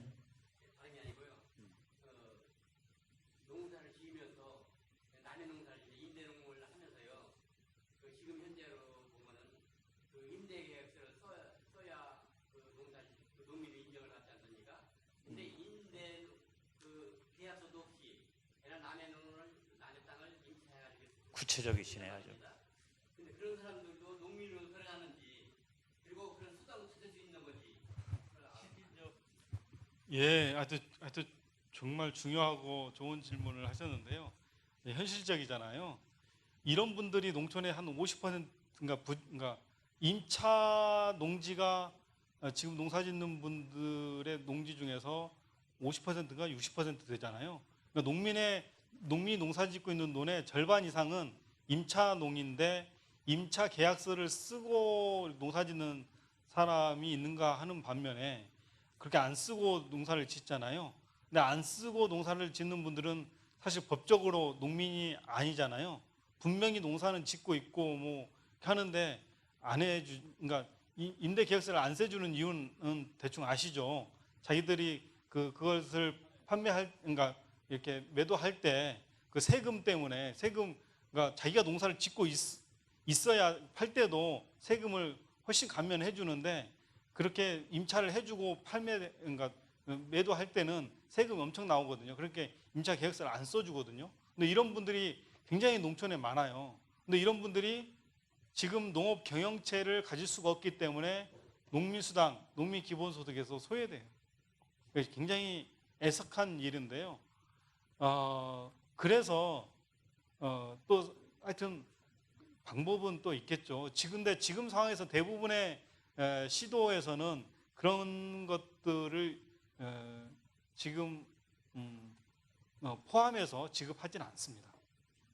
많고요. 그래서 경기도에서는 이걸 포함하려고 지금 준비하고 있어요. 그러니까 제가 농사 지었다는 걸 증빙을 하는 거예요. 마을 그 농민기본소득위원회에서 확인을 받고, 자기가 농사를 지었다는 어떤 거래, 영수증이라든가 판매액이라든가 구매액이라든가 이런 거가 있다고 한다면, 누가 봐도 이분은 농민이라고 한다면 인정을 하고 그 시스템에 등록을 해서 농민기본소득을 줄 수 있도록 지금 경기도에 시스템을 만들고 있는데, 그렇지 아직 못 만드는 지역에서는 아직 못 주고 있는데요. 그러기 위해서는 본인이 이제 노력은 해야죠. 경영체 등록할 수 있도록 임차계약도 쓰고 이제 경영체도 등록을 하고 이런 노력도 해야 되는 반면에 안 됐을 경우에는 그런 부분도 포함될 수 있도록 이제 또 지자체에 요구를 하고 그걸 만들어내야죠. 예. 현재 농민 기본소득 정공부에서 방기된 입장은 이런 겁니다. 첫째, 농민수당과하고 똑같이 그 농가 경영체 등록된 자에게 줘요. 그런데 농민수당하고 다른 건 농민수당은 경영주에게만 줘요. 저희는 농가 경영체에 등록된 모든 사람에게, 거기에 뭐 이주노동자도 들어갈 수 있어요, 실제. 그러니까 농가 경영체 등록된 모든 사람에게 준다. 첫째. 둘째, 지금과 같이 이 농가 경영체에 등록되지 못한 사람들이 있어요. 뭐 청년 귀농도 있고 여러 가지 사례가 있잖아요. 그때는 우리 경기도 사례를 받아들여서 마을위원회를 통해서 마을에서 저 사람이 우리 마을에서 농사 짓는 사람이라는 걸 인정해주면 그들에게도 농민 기본소득을 준다. 그다음 셋째, 아까 얘기한 은퇴농, 이제 고령이 돼서 이제 농사 지을 수 없는데 이 농민 기본소득을 줄 수 있느냐? 저희는 줘야 된다고 생각합니다. 왜냐하면 아까 얘기해서 다 공무원들 뭐 이렇게 기업들 다 연금 받고 뭐 다 보호 받고 있는데 농민들은 수십 년간 이런 그 공익적 가치에 헌신하고 있는데 퇴직연금은 주지 못할 망정 그런 걸로 인해서 농민 기본소득에서도 배제해서는 안 된다 해서 저희는 이 세 가지 경우를 하자는 것이 현재 농민 기본소득이 갖고 있는 기본적 원칙입니다. 자, 더 이상 질문을 안 받도록 하겠습니다. 지금 뭐 시간이 많이 좀 지났고 더 우리가 관심을 갖고 또 계속적으로 논의를 좀 모아갔으면 좋겠고요. 아무튼 담임 목사가 이렇게 농민 기본소득이고 활동하러 다니고 그러면은 아, 우리 목사님이 좋은 일 하러 다니시는구나. 나한테 퇴직연금 주러 다니시는구나. 이렇게 생각하시고 후원해 주시길 바랍니다. 그리고 향후에도 이런 좋은 논의를 통해서 이제 우리 박형철 박사님 충북연구원을 언제 오실 거예요? 얼른 오셔가지고 같이 정책적으로도 좋은 발표를 해주셨으면 좋겠습니다. 네, 겸직 좀 할 수 있도록 제가 이렇게 좀 네.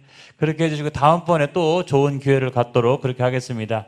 장시간 수고해 주신 여러분들 너무 고맙고 감사하고 우리 차홍도 목사님 잠깐 일어나시죠. 우리 운영위원장으로 전국적인 차원에서 이 일을 하고 계세요. 격려하는 의미에서 박수 한번 쳐주시기 바랍니다. 자, 모든 영광 하나님 앞에 올려드리고 마치 오늘 이 시간이 성경에서 있는 무슨 어떤 그 농업 경제학을 공부한 듯한 그런 느낌이 있습니다. 여러분들 늦은 밤 잘 가시고 아무튼 이 오늘 받았던 그 은혜를 잘 간직하셔서 농촌 지역사회가 살기 좋은 마을이 될 수 있도록 기도 많이 해주시기 바랍니다. 여러분 수고하셨습니다. 감사합니다.